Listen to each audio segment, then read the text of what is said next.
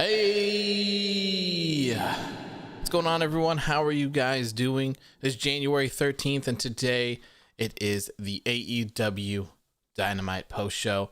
How are you guys doing? How are all of you doing? Hope you guys enjoyed your night. We had a pretty good episode of NXT and Dynamite tonight, if I say so myself. Chloe says, thank you for the tacos. You're welcome. You're welcome. Sisa says, intro is Mad Flames. Thank you. I spent forever trying to find that music. Literally took me like a literally entire night from like 9 to like 3 or 4. I spent listening to music, trying to find them, and then editing them as well. Crazy night. So hopefully you guys enjoyed everything. Let's do a little roll call here to get everyone going. Let's see here. Leroy, how you doing, my friend? Good to see you. Evan, good to see you as well. Raphael, Sisis, EWE, Chloe, La, Anthony, how are you guys doing? Corbin, nice to see you. Thank you for keeping us updated on weekly shows. You're still the reason I'm caught up in wrestling. You're welcome, my friend. Glad that I can help you out. It is what I'm here for. I do the dirty work so that you don't have to. I know that there are some nights that people would just like to have to themselves. You know, Mondays. And Friday. Sorry, had something in my throat there. This is crazy that I've been here every show. That is absolutely insane, La. Thank you so much. I was actually just counting the shows yesterday. I think that's like 18. I think this is show number 19 or something like that. It's pretty crazy. Let's see, can I easily count 1 2 3 4 5 6? So 6, 12, yeah, 19. This is number 19. Chloe says, I'm on vacation, but I had to watch the post show. Well, that's awesome. Hope you are having a good vacation. Thank you for tuning in. I appreciate that. I always appreciate it. I appreciate everyone coming out here and hanging out with me on Mondays, Wednesdays, Fridays, sometimes Sundays. Raphael says, it feels so refreshing to watch Dynamite every week after sitting through the horror show at Monday Night Raw. Yes, man. It's brutal. It's brutal. Corbin says, are you watching Hard to Kill, and when is the giveaway winner announced? Yes, I am watching Hard to Kill, and there will be a Hard to Kill post show as well. The winner for the Hard to Kill giveaway will be announced on Friday, probably right before SmackDown starts. That's my goal. That is my goal. Should be pretty doable. Bruce Pritchard booking would see Sting turn on Darby and take that belt. Yeah, no kidding. Ishmael says, Brian Cage throwing Darby Allin through the table. This has to be a WTF moment so far in 2021. Yeah, that was crazy. That was literally insane. Just to see him launch him into that table from inside the ring was crazy. That match was pretty crazy. I don't know. Well, I guess we'll talk about it. I'm happy to see Darby Allin retain, but I'm not really so excited to see Brian Cage lose once again.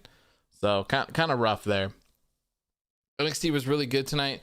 NXT looked pretty good as well. I caught most of it. I caught most of the show. Looked pretty good.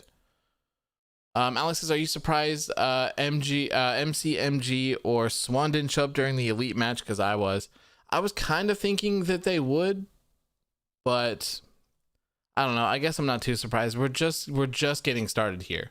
Just getting started. I think there's a lot more going on, and it's kind of hard to tell where the story is going to go, to be honest.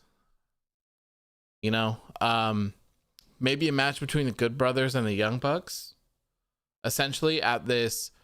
What I'm assuming all of this is eventually going to lead to some sort of AEW versus Impact pay-per-view.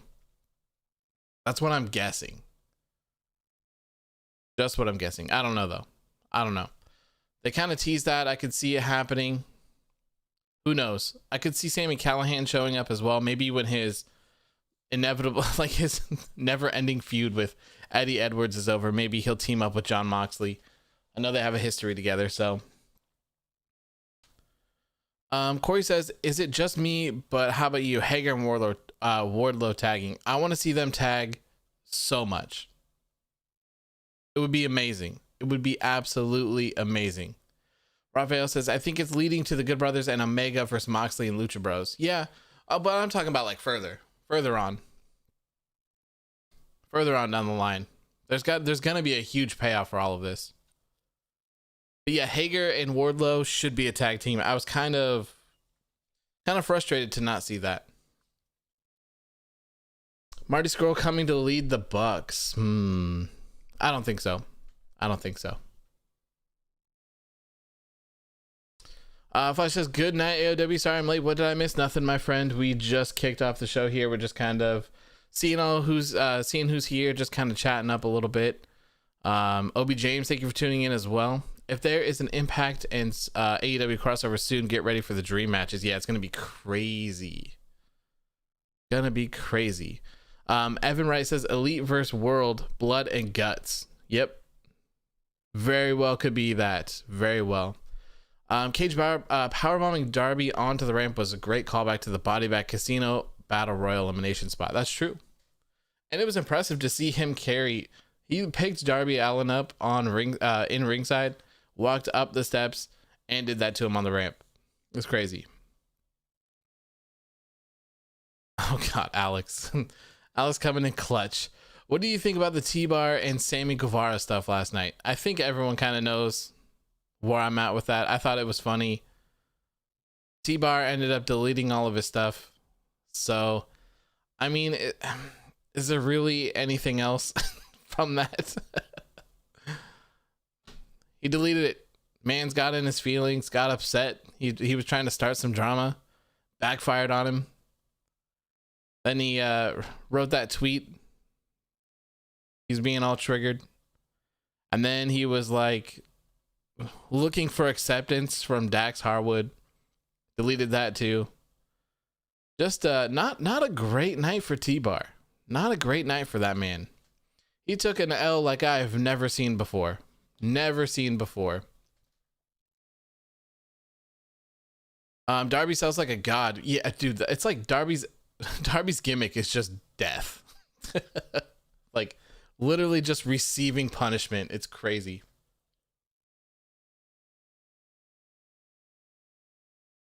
How would I personally fix Retribution?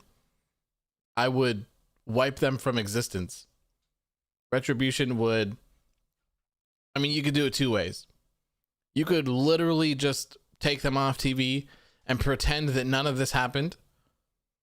And then you can go bring them back and have them do their own things as their normal selves instead of these weird Retribution gimmicks and names. Or you could, yes, the sooner the better, if you ask me, though. That's what I would say. Poor Teabag. Yeah, Obi James. Yeah, man. Flash says, man, I can't wait to see Pac versus Lance Archer. But also, I want to see the triangle turning into the Death Square. You want to see Lance Archer join them? Rated T says he went too far with the Sasha Banks thing. Yeah, I think it was kind of in bad taste, to be honest. She's a coworker of his, and you know, one of the things that I do appreciate about all of that is that they were straight up and they were like, look, I said this messed up thing. I went straight to the source. I went straight to Sasha Banks. We squared it up. So she's not mad at me. So you shouldn't be mad at me. To open up a can of worms like that with someone that's on your own team is kind of not cool. And I'm assuming he probably got a phone call. That's what I'm assuming. He probably got a phone call from Mark Carano, and he was probably like, bro, what the fuck are you doing? Take this off Twitter right now. I'd send everyone back to NXT, honestly. Can't see any of them being used properly. Yep. I would agree, Raphael. That's not a bad idea.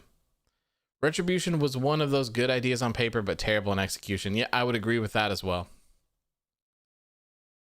I would agree. Corey says, I'm just ready for the trio tag bout. So many great matches to be had. There really are, which is very surprising how many trios that you could make in AEW, just from all the stables and stuff like that. It's actually pretty crazy. So it'll be very interesting to see that. I think we're supposed to see him sometime this year. if I remember correctly. Yeah, Tony Khan said it, but I can't remember when. Sometime this year though. Sometime this year for sure. For sure. Okay, so let's go ahead and get into the show a little bit. We're going to do this a little bit different tonight. Instead of waiting an hour to get into the show, we're going to get into the show, well, not right away because it has been over 10 minutes, but we're going to get into the show quickly. We're going to go through the show. We're going to talk about absolutely everything. And then when we're done, we'll just hang out and chill for a little bit. I'll answer any of your questions and we'll just kind of go over things. Nova says no Roblox tonight. Yeah, no Roblox tonight. No quesadilla tacos. Okay. No oofs. No Fall Guys. Just some good old wrestling. So before we get into the show, if you are new here, please make sure to hit that subscribe button. We are just like 80 away. 80 away from 1,000. Absolutely insane. That is why I was counting the shows tonight. Not bad at all. Almost 1,000 subscribers within 20 episodes, give or take. Absolutely insane. Very, very happy about that. Thank you guys so much. Also, please make sure to hit the like button as well. I appreciate it. It definitely helps when the video is done being live and gets published. It tells everyone it's some good content. It's some high quality content. And everyone could use some more high quality content in their life, if you ask me. Raphael says, I want those tacos. Damn, they look good. Yes. Oh, they're so good. They are so good. Highly recommend them. Chloe messaged me, said she went and got some. Or actually, she left a comment on one of my things that she got some, and it was amazing. They're very good. I highly recommend them to everyone. Look for some sort of food truck. Food trucks. No Fall Guy sounds tonight. Maybe some Fall Guy sounds, but later. Later tonight. The card for Hard to Kill is stacked. Unfortunately, I can't watch it. Well, you can be here with us. You can be here with us. You can enter the giveaway on Instagram as well. That is currently going on. If you want to enter the giveaway, just go ahead and look for the Hard to Kill pay-per-view logo and you'll be good. Just follow me, follow Fight TV, leave a comment with the match that you're looking forward to the most and who you think is going to win. And maybe you could watch it for free.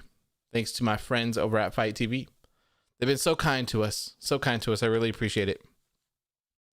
Seth1 says, I didn't join your SmackDown post show and I had to ask that how you feel about Pierce versus Roman. Do you think it's actually happening? No, I do not think it's happening.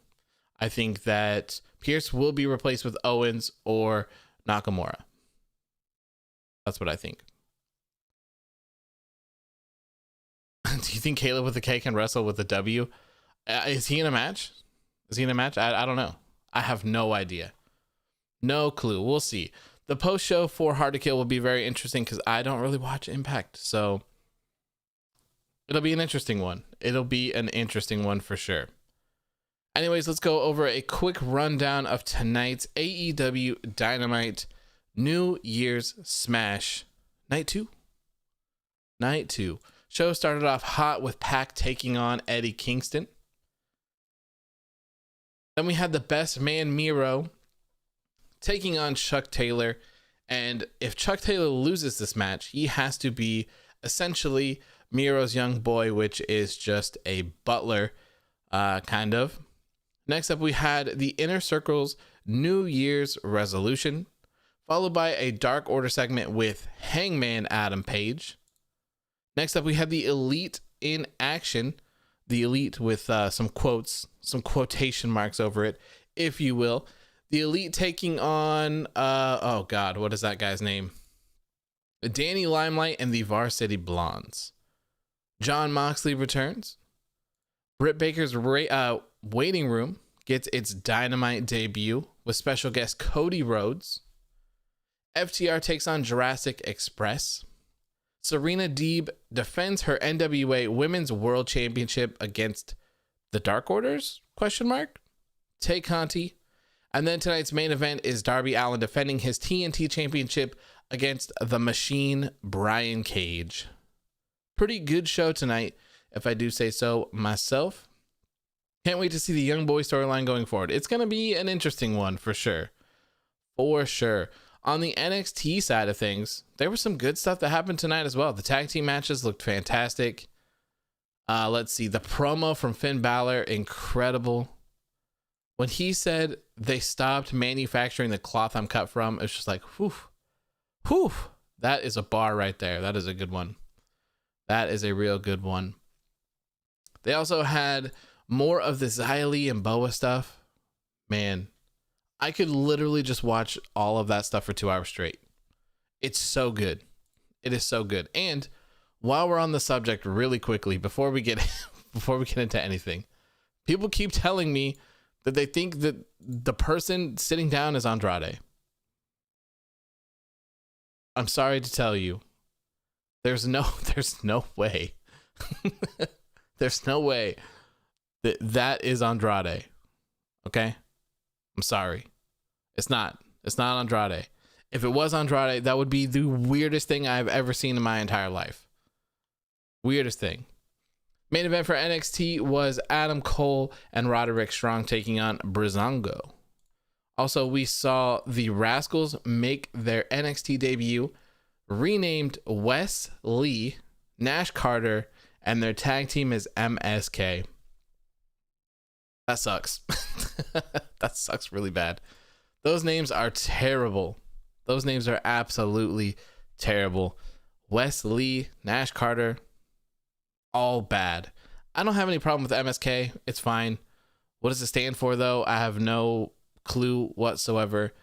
These guys put on one hell of a performance tonight. This was some very, very good stuff. I think that if they're staying NXT for a while, they're going to have a very bright future there for sure. For sure. They did some very impressive stuff. That backflip, and then he pushed him onto his opponent. That was sick. That was really cool. I don't know if you guys saw that, but it was absolutely amazing. And of course, they got a win to advance in the Dusty Cup.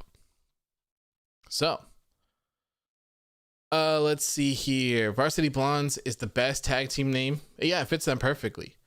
Ismail says, hello, AW. Hey, how you doing? Shelvis, how you doing, my friend? Thank you for tuning in. I didn't want NXT, but it looked like it was great. What do you guys think? I think it looked good. I think it looked good. It's still really hard to do both shows at once. You'll notice sometimes there's a lot of things that I miss, and it's why this show is branded for the Dynamite show rather than both. Just because I focus on that one, and it's very, very hard.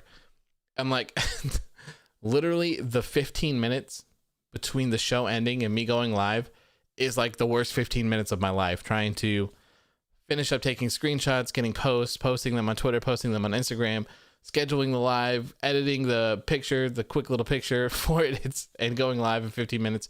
Absolutely insane, but it is all worth it. It is all worth it. It must be Wednesday, and that is the best wrestling in the world. Safwan says it's not Andrade. It doesn't make sense. No, it does not make sense at all. Rafael says I'm a sucker for tournaments as well. So yeah, NXT was enjoyable, and they have the women's Dusty Cup coming up next week, I believe, and they announced the teams for that as well. I know your screen setup is like Hackerman 5000 on Wednesdays. Yes, I mean it's always set up like that, but yeah, I have 4 screens running. One with OBS, one with Twitter, one with Dynamite, and one with NXT. Very crazy. Very crazy. And I just have the sound on for one of them, and then I switch it up. Switch it up. Triple H controls NXT. Yes, he does. I like the Rascals reference on commentary. Yes, they did, like as soon as they came out. Yep. Corey says, because AEW is awesome, and it makes me feel like I'm watching old school 90s wrestling. Yeah, man, I really like AEW. They're certainly not perfect, but I do really enjoy the show. I feel like it's a breath of fresh air, man. It really is. It's nice to just sit back and enjoy a show. And the same usually goes for NXT as well. It's just, with 2 of them on, I've considered watching NXT later. Probably like it would be the next day. So do it tomorrow and then do an NXT show tomorrow. But I don't know how that'd work. And then kind of like watching the show and posting like live coverage of a show that aired yesterday is kind of weird as well. So I think I'm just going to continue to stick with this for now until something better comes along. Corey says, I hate how Vince always changes everyone's name so he can make more money off of them. Yeah, I mean, at least give people better names if you're going to change them. Wes Lee. Yeah, man, I don't like that. Wes Lee is a very, very weird name. Nash Carter isn't the worst, but it's not the greatest either. People, they always are naming their people so bad. I don't understand why. Stefan says AOW is the leader of Retribution now. No, thank you. Please no. Please no. J Wolf says I always watch NXT on Thursdays. Nothing wrong with that. It's not really the same without the third man. Yeah, I'm not too familiar with them, so I don't know. I don't know. It'll be interesting to see what happens to him, where he goes.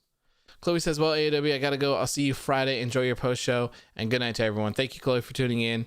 Hope you enjoy your vacation. I will see you on Friday.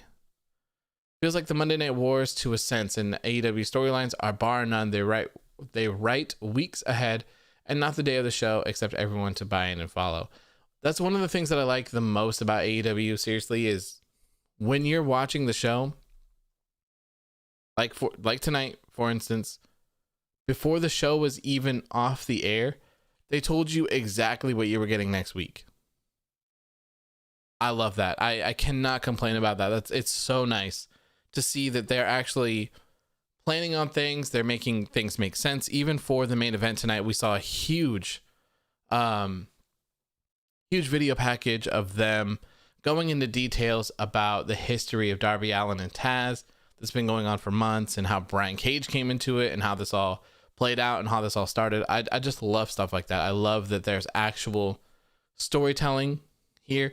Even if that's not the case from when it happened, I like that they're able to figure out a way to tie it in and just make it all make sense. I can't complain about that. Trey Miguel, more like Michael Trey. Oh God, the Trey for the first name is giving me nightmare flashbacks from 2K20. My poor guy looking like a goof. Have you heard of Alex Zane? He was signed with the Rascals and very talented. The name sounds familiar. Hoodie, how you doing, my friend? Good to see you. Good to see you. You want Legado to win? I wouldn't mind that. Let me pull up the thing here. Okay, so Kushida and Ruff, Gargano and Theory, Everrise were taken out. For me, man, it's kind of hard to. There's some good picks in here that I could see going all the way. I could see the Grizzled Young Veterans winning. I could certainly see MSK winning. Legado del Fantasma could win.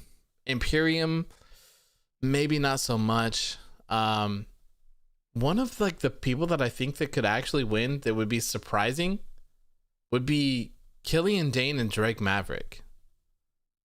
I could definitely see them winning. That definitely sounds like an NXT thing to me. Yeah, I kind of removing Imperium from that just because they've been tag team champions. I don't really see them winning. I could definitely see MSK winning. If not, I see him going to the finals for sure. Finals, we could definitely be seeing the Grizzled Young Veterans taking on MSK, with the Grizzled Young Veterans winning for sure.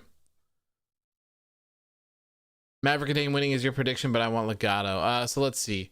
So that means that Maverick and Dane would have to win their match, and then they'd have to beat MSK. So MSK would have to be out second round. Not quite sure if they would do that to a team debuting like that.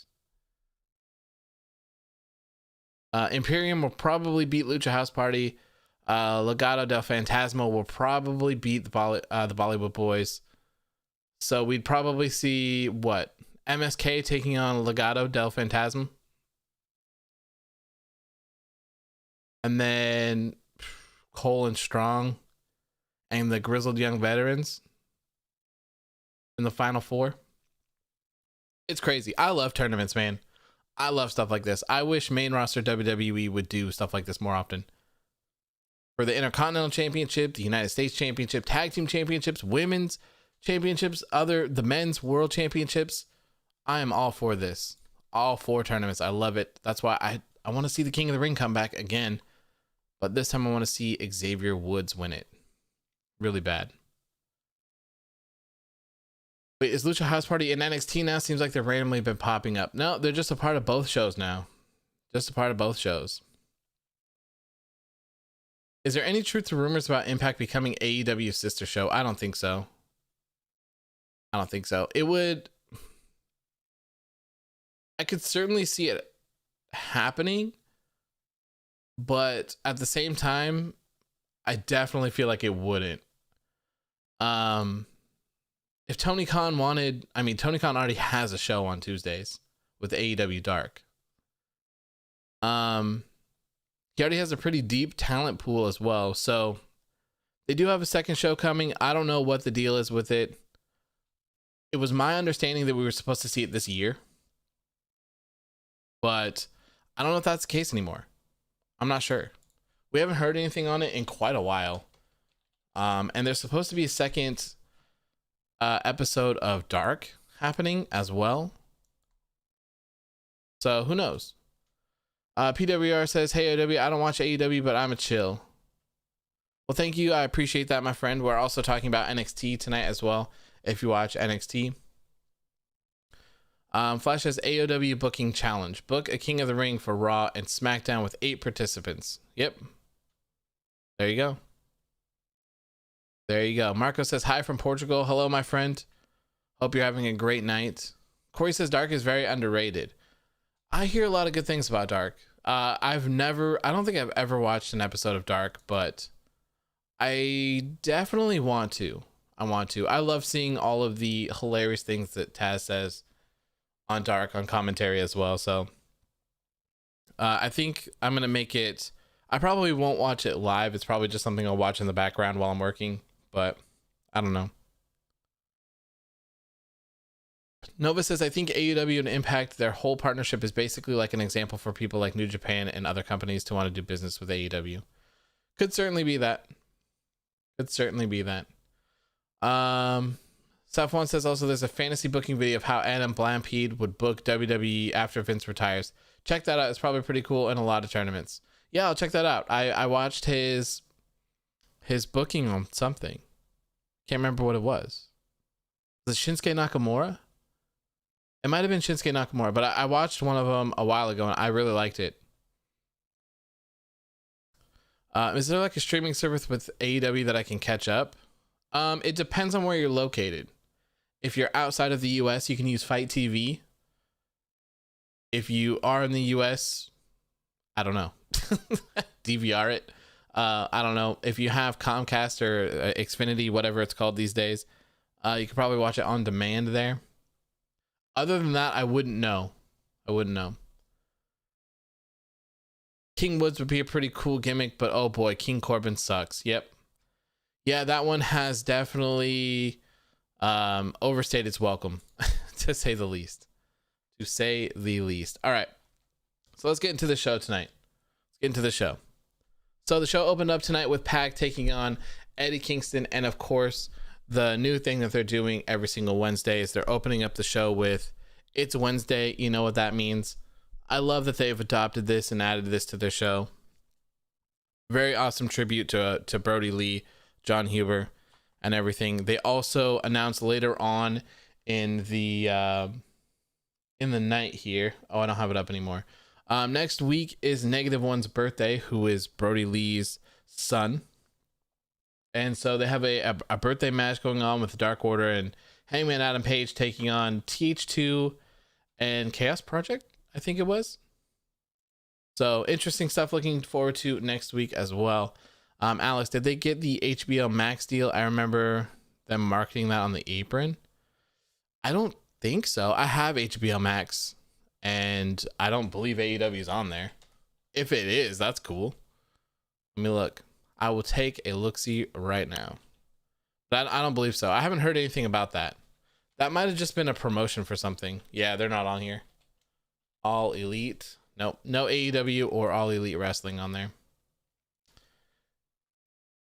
Yeah, next week, Negative One's birthday, so that'll be interesting. We will also find out if Hangman Adam Page is going to be joining the Dark Order, which should be very interesting. Very interesting. Remember them building Chad Gable last year in the King of the Ring tournament, and then they I can't say that. I can't say those words. They're so bad that I can't even bleep them out. You know, I can easily say gold, but I can't say those other words. I can't do it. Can't do it. Leroy says Tommaso Ciampa versus Timothy Thatcher is going to be a war. Yes. Yes. What if the mystery leader of Xia Li and Boa is Aleister Black? Well, it's like a Chinese lady or Japanese lady. That's why I don't understand why people think it's I don't understand why people think it's Andrade. It's so weird. It's so weird. Dexter Loomis drawings though, yes. Man's got some skills. Man's got some skills. I can't say that name, Jay Wolf. It's terrible. It's the worst name in all of space and all of time. It's just terrible. So bad. So bad. But I can easily say gold. I can say that all the time. Gold. Anyways, back to the show here. We had Pac taking on Eddie Kingston in the opening match for tonight's AEW Dynamite New Year's Smash Night 2. It's a mouthful. An absolute mouthful. This was a fantastic match, though. Eddie Kingston is great, and I'm so happy to see Pac back in the ring. It's great. He was missed for so long, so it's good to see him back. And man, I really think that him and the Lucha Bros are going to be the first trios champions. I think Death Triangle is going to be the first trios champions. I think they'd make a great fit for it. I really do. And I think it would kind of buy some time to hold over Pac, keep him out of the singles world, kind of in the title contentions. Pac would be a fantastic AEW world champion down the line. I'm not sure if that would happen anytime soon, so that's why I say slap those trios on them. They're a fantastic team. I'm happy that they didn't abandon that either. That's very cool.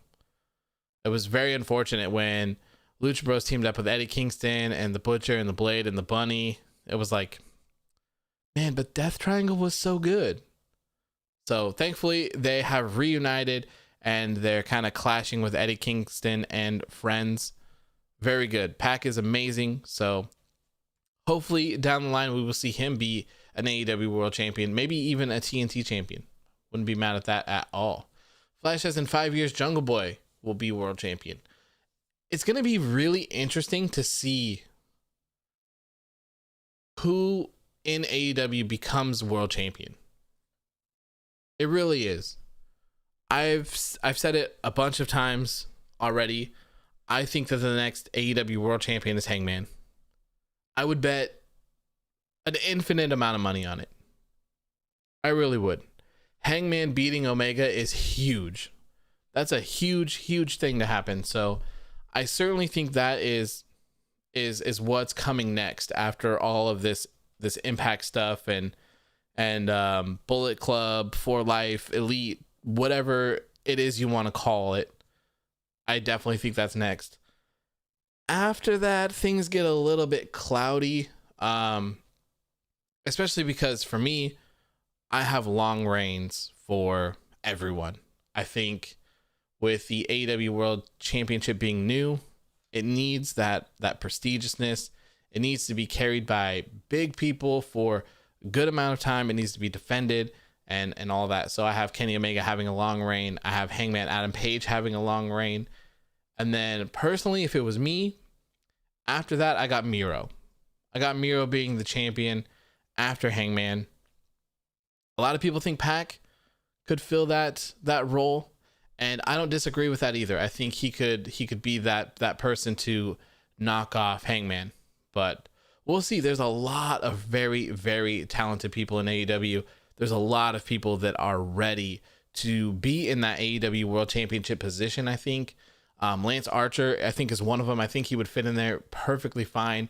Miro, one of them. Brian Cage, I feel like would fit in there very well also. Pac, like we already said. So there's quite a few people. So it'll be interesting to see how they book this and plan this out. And of course, things change on a dime. I mean, look at how popular the Dark Order was. The Dark Order was trash. Corey says don't sleep on Wardlow. Wardlow is another one, man. I think Wardlow is going to have a very, very, very bright future ahead of him. He's fantastic. Fantastic. But like I was saying, you never know. In wrestling, things literally change so fast. The Dark Order, no one liked him. I was at Double or Nothing when they debuted. This more so being the incarnation that was Evil Uno and Stu Grayson and I think they called them Creepers. I was in the crowd for that. Everyone in the entire arena was chanting, "Who are you?" No one knew who they were. So, but look at them now. Look at them now. It seemed like Alex Reynolds and John Silver were hired just to kind of be the little tag team jobbers. Look at them. They're super popular. John Silver is ungodly over right now. So anything can happen. Anything could happen. Flash says, I think the next AEW champions will be like this in this specific order: Hangman, Miro, Mox again, MJF, and Jungle Boy. See, I forgot about MJF. I forgot about him. That's another good one. Jungle Boy, I could see in the future as well. Marco Stunt World Champ potentially. I don't think so. There's a lot of people that have a problem with Marco Stunt and his size. So I don't see that happening just because of all the backlash that they would have. And I don't think, to me, Marco Stunt isn't a world champion. Maybe a tag team champion for sure. I love Jurassic Express, so I could definitely see that happening. MJF is champ. I see that more. Don't sleep on Wardlow. Already read that. I thought Sammy Guevara was going after the TNT Championship. Could very well. I could see him in that throne as well. You know, I was going to talk about this later when we got to the end towards Darby Allin, but the TNT Championship needs some love right now. It really does. With the hot potato passing along, Cody had it, Brody had it, Cody had it, Darby had it. Darby's had it for quite a while. And actually, you know what? Let's cage match it. Let's get some hard details here, okay? So, I personally, I mean, everyone has their own feelings and beliefs and yada, yada, yada. But for me, I don't like it when titles change hands very often. I think that most people should have runs aside from, it's obviously going to happen, right? From time to time. So, let's see here. Go to matches. So, Darby Allin won the TNT Championship on November 7th. And he hasn't defended it since. So, he's had it for quite a while, 2 months. He's had the title in his possession for 2 months, and he has not defended it until tonight. Which is criminal. Darby Allin is fantastic. I think he needs to be defending it way more often. There's tons of people that could fit in there. You have Shawn Spears, you have Scorpio Sky, you have Sammy Guevara, you have Jungle Boy, you have Orange Cassidy. Tons of people. There's literally tons of people that would fit into the TNT Championship spectrum. So they really need to get it together. There. Darby needs a long reign. Transition champions are cool, but not this early in a company. Darby needs to defend it way more. I completely agree. Corey says Darby will lose to Ricky Starks, and then they will go back and forth over it for months. I could definitely see Ricky Starks being the one to dethrone him. I really do. I think that might be where this is all going. I think Ricky Starks would be a fantastic TNT champion, but they need to have Darby defend it more. Before they get there. Darby's fantastic, but he needs this as well. So he needs those defenses. The TNT Championship needs those defenses. So if his next challenger is Ricky Starks and he loses it, that's pretty bum to me. I don't want to see that. I feel like that will probably cause some tension between Team Taz as well.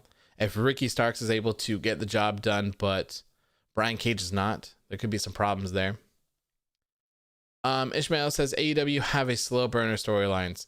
Yeah, they do. And you know, we're probably going to be seeing Darby and Sting team up to take on Brian Cage and Ricky Starks, which is something else that we didn't even talk about, is that we could be seeing Darby Allin versus Sting for the TNT Championship. Some people are for it. Some people are against it. I don't necessarily know how I feel about it, but it'll be interesting to see. Corey says, I would love Silver being in the... Yeah, John Silver would be perfect as a TNT champion. He would fit perfectly into everything, I think, for it. Safwan says, AEW new Dark Order leader, Paige or Redbeard? For me, I would really prefer for it to be Eric Redbeard. I think he's the perfect person to get in there, and I don't want to say that he's taking over. I want to say that he's completing the job for Brody. He's not there to replace him. He's not there to take over and do things that he wants. He's simply there to finish the mission. He's there to finish the job that Lee unfortunately couldn't. That would be my guess. Something else to consider. I think this is more of a stretch than anything, to be honest, but I'll say it. One of the original creative plans for the Dark Order was to have Marty Scurll be the Exalted One. So, Marty Scurll just got released from Ring of Honor. Maybe he'll debut next week in AEW. Maybe Hangman Adam Page says, you know what? Yeah, I'll lead you guys.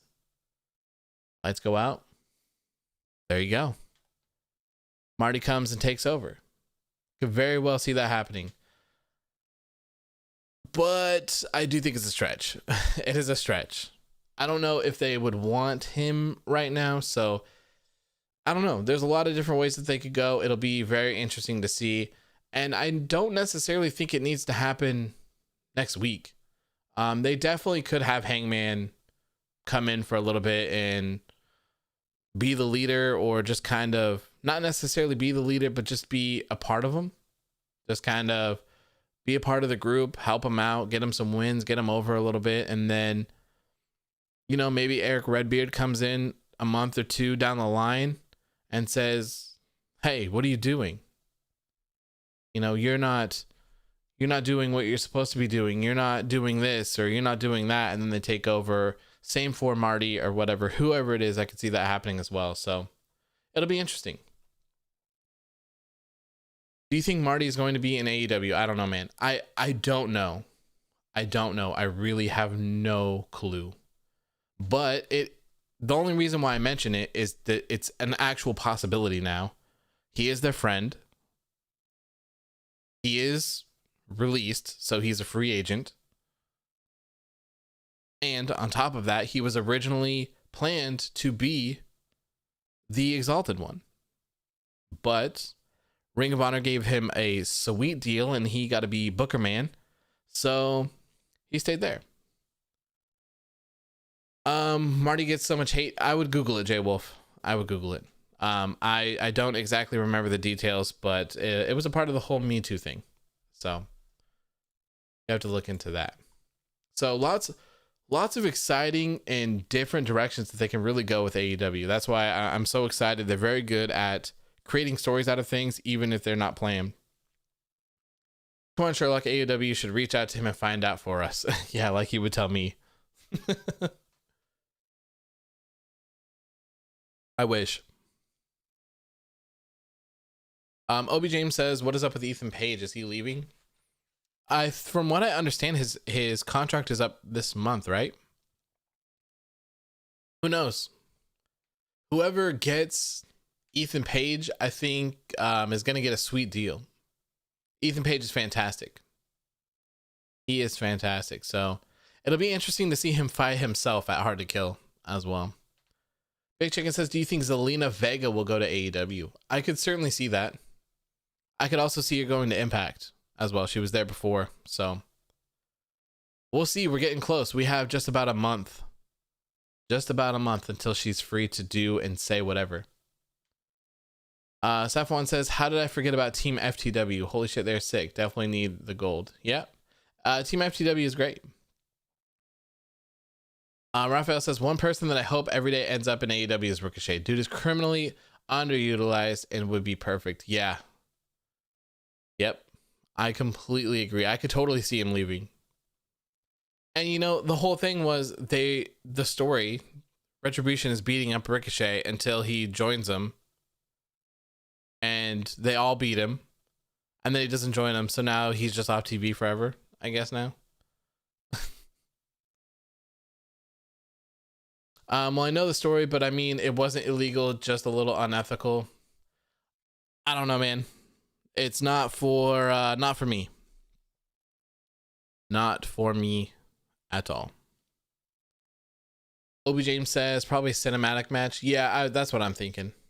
I was thinking it'd be pretty cool if they did it like a Street Fighter or like a Mortal Kombat type match, where it's just kind of like 2D or so, and they're just on the left or right, and they're just fighting each other that way. That'd be pretty cool.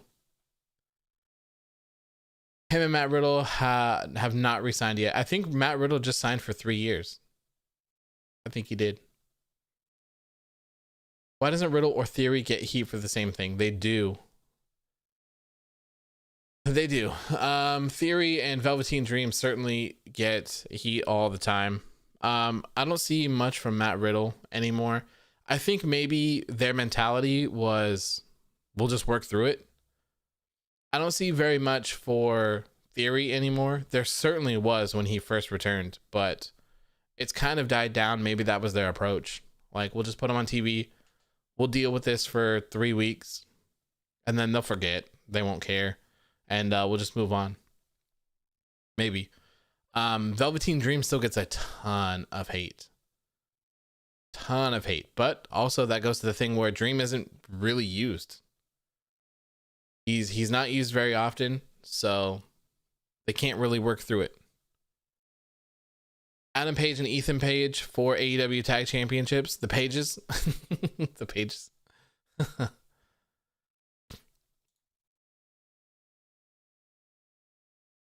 So after the Pac match, we had Lance Archer come out.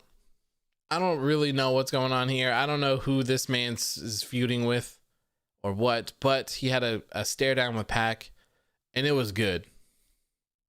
It was a good one. I'd be very excited to see Pac versus Lance Archer. That's a good one. That's a good one. There's a lot of sleeper matches in AEW, to be honest. Lots of them. Lots of interesting things that you maybe haven't thought of yet. I never would have been like, oh yeah, I'm dying to see Pac versus Lance Archer. But hey, now that it's presented in front of me, I'm good. I'm interested. Marcel says Archer is feuding with Eddie still. Okay. So after Eddie, I would love to see him step up to Pac. That'd be fantastic. Nova says, give it 2 months and Marty will be in AEW. We'll see. We shall see. I wouldn't be mad at that. Marty Scurll is one of my favorite gimmicks. I love the whole villain gimmick thing. It's so good. Leroy says, I'd like to see NXT featured at the Royal Rumble this year. I would probably expect them to be. But, man, I don't know. Maybe not now since people have COVID. I don't know how many people it is. 4 or so that have COVID. Marcel says AEW will get backlash hard if they sign Marty. Very possible. It's very possible. But is that something that they just want to fight through? people have very short attention spans. So if people are mad, they're probably going to be mad for 2 weeks, 3 weeks, and then that's going to be about it. That'll be about it. I read an article, what was it, yesterday or the day before? I can't remember where, unfortunately. It was about AEW still having interest in signing Tessa Blanchard. And them trying to decide if it would be worth it. Would it be worth it to sign her? You would have the amazing talent on your roster. Would definitely help elevate your women's division. That's for sure. And then, on the other hand, is it worth dealing with the drama that you would possibly have from the locker room? Lots of rumored things that she has said that's been pretty bad. She also had a very sour breakup with Impact where she was holding their world championship hostage and they had to bring back the TNA championship because she wouldn't return it to him. So is that something you want? Is it worth it? So I could see him doing the same thing with Marty, weighing the pros and cons. Is it worth it? Will they forget about it? Who's this going to be? Who's going to be pissed off from this? How long are they going to be pissed off? And what do we gain? Leroy says, remember way back when Johnny Gargano was the face of NXT? Yeah, man. NXT was different. NXT was different.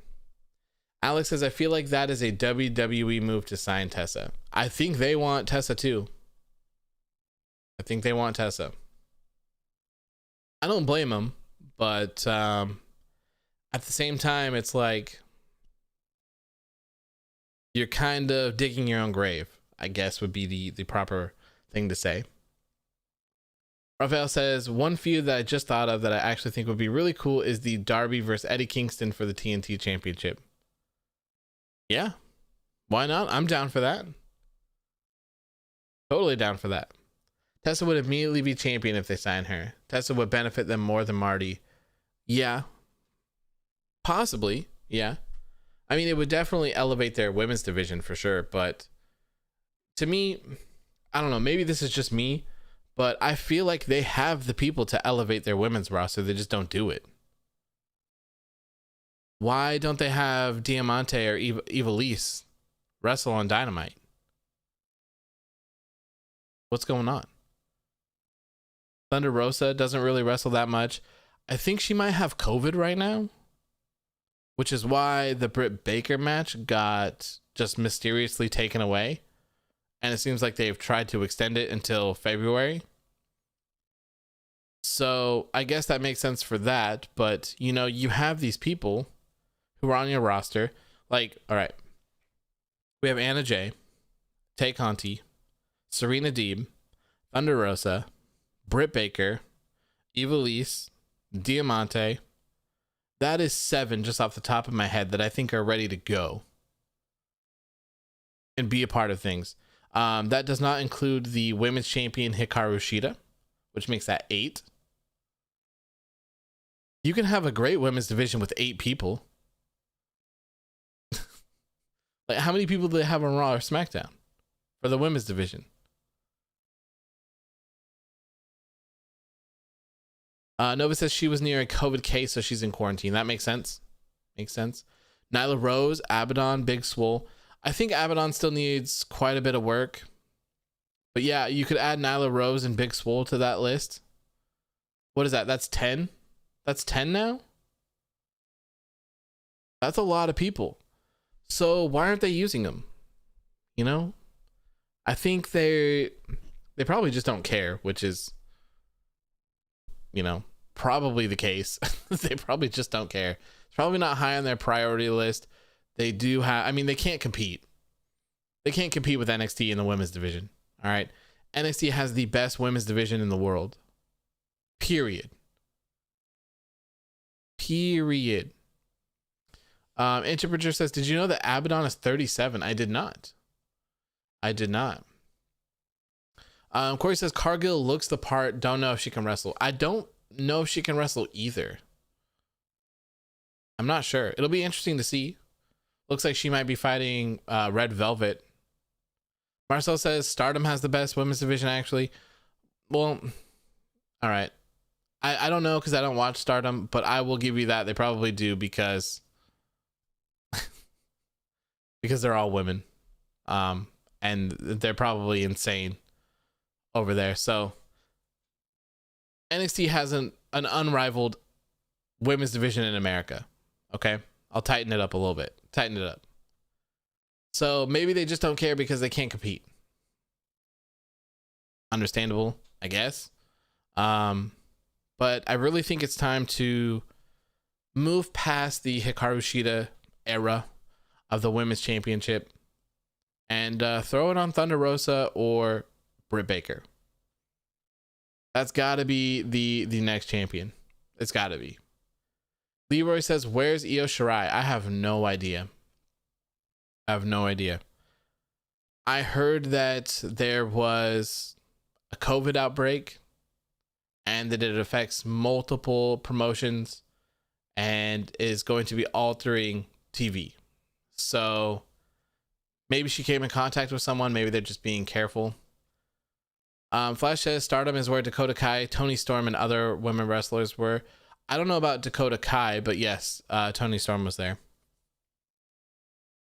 I think a lot of people came from Stardom.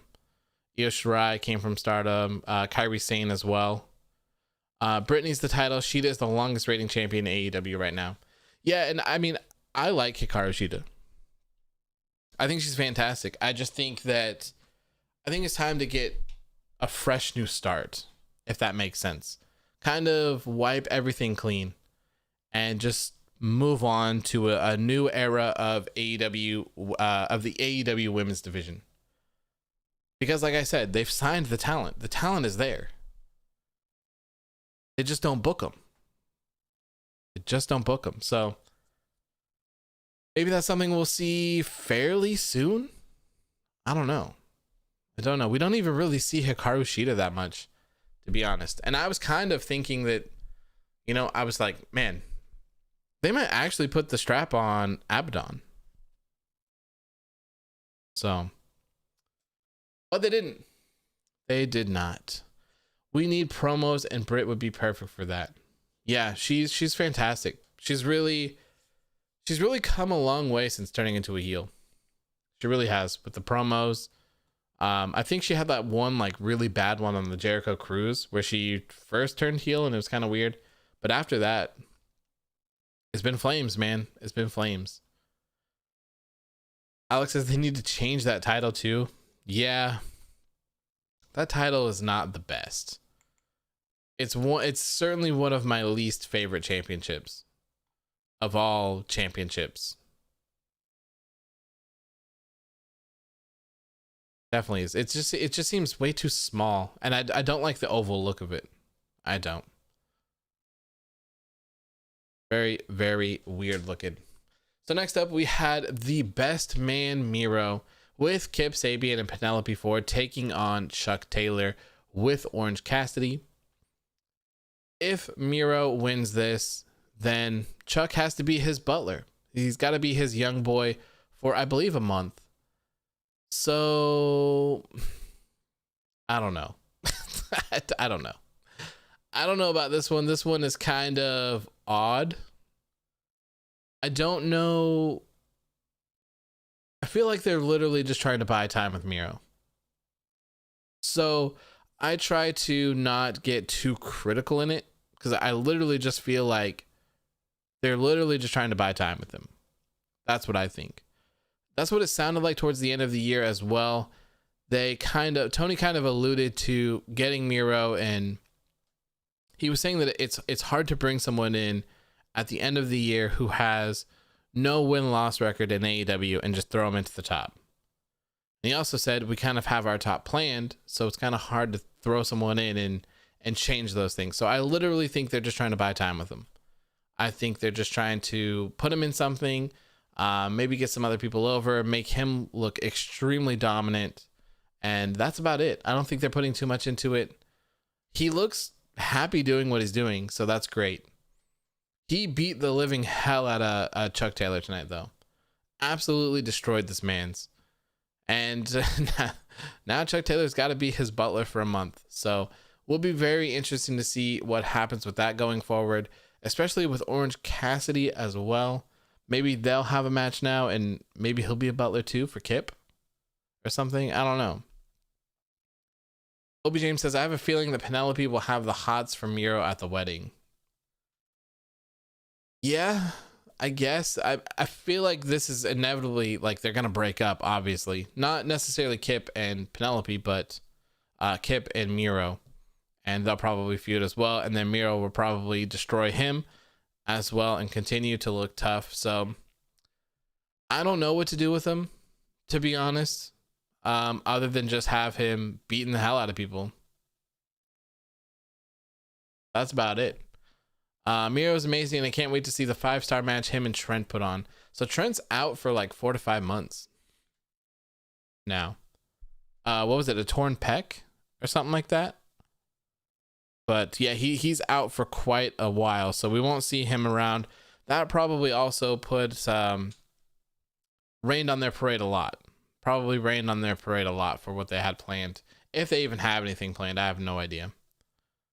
Miro will be the next AEW champion after the wedding, and him and Kip split up. I would agree, but probably later down the line, like I was saying earlier. Probably later down the line. Hangman's going to be coming up, and Kenny Omega's going to have a long reign. He's going to have a really long reign. If he's going over to Impact, and he's probably going to be taking one of their championships, there's no way I see him dropping it anytime soon. Honestly, I wouldn't be surprised if Kenny Omega was champion until 2022. That's how long of a reign I think Kenny might have. Unless they do some sort of thing where he captures so much gold and he can't keep up with it, being on all these shows and defending so many championships in such a short period of time that he gets caught slipping and he loses it.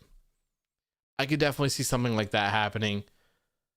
We'll see, though. This is going to be tough to book. This is going to be very tough to book. Marcel says, I'm willingly bet Omega doesn't lose till next year. Yeah, I think Omega holds until Revolution 2022. Yep. I could see that as well. I have some other ideas for Omega as well that we'll talk about when we get to that segment here, which is actually just kind of not far away. So after this match, we had the Inner Circle's New Year's resolution, which kind of ended up causing a little bit of tension between the group here.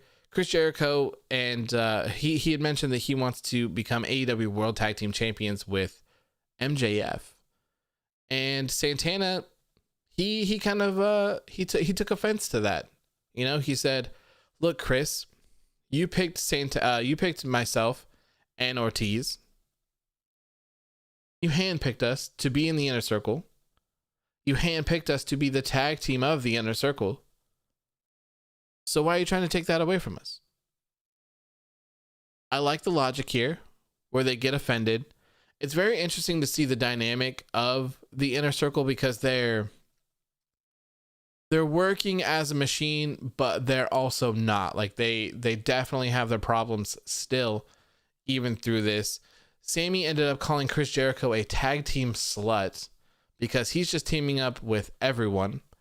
Chris Jericho so far has teamed up with Sammy Guevara and Jake Hager, and he's teamed with MJF as well.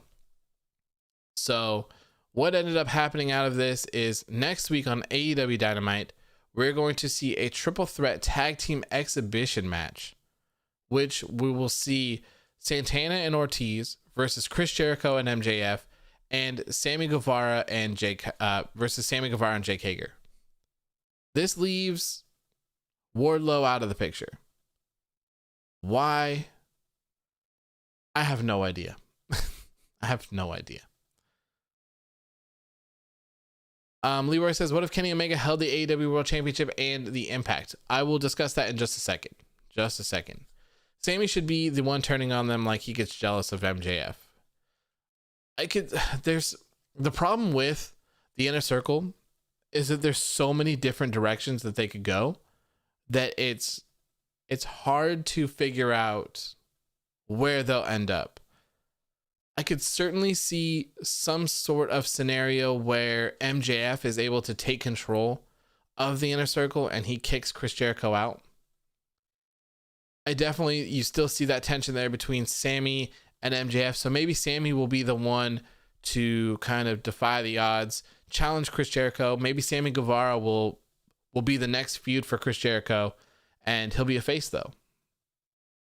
Could definitely see that happening. Ishmael says MJF is causing a rift in the Inner Circle. Yes, him and Sammy Guevara, they're still kind of at it. They're kind of all really still at it, to be honest. Flash says bold prediction: Sammy will be the first one leaving the Inner Circle, and he will turn face. I could definitely see that. I could definitely see it. I could also, at this point, I think I could see Santana and Ortiz leaving as well. Especially if they're not the ones to win this match next week.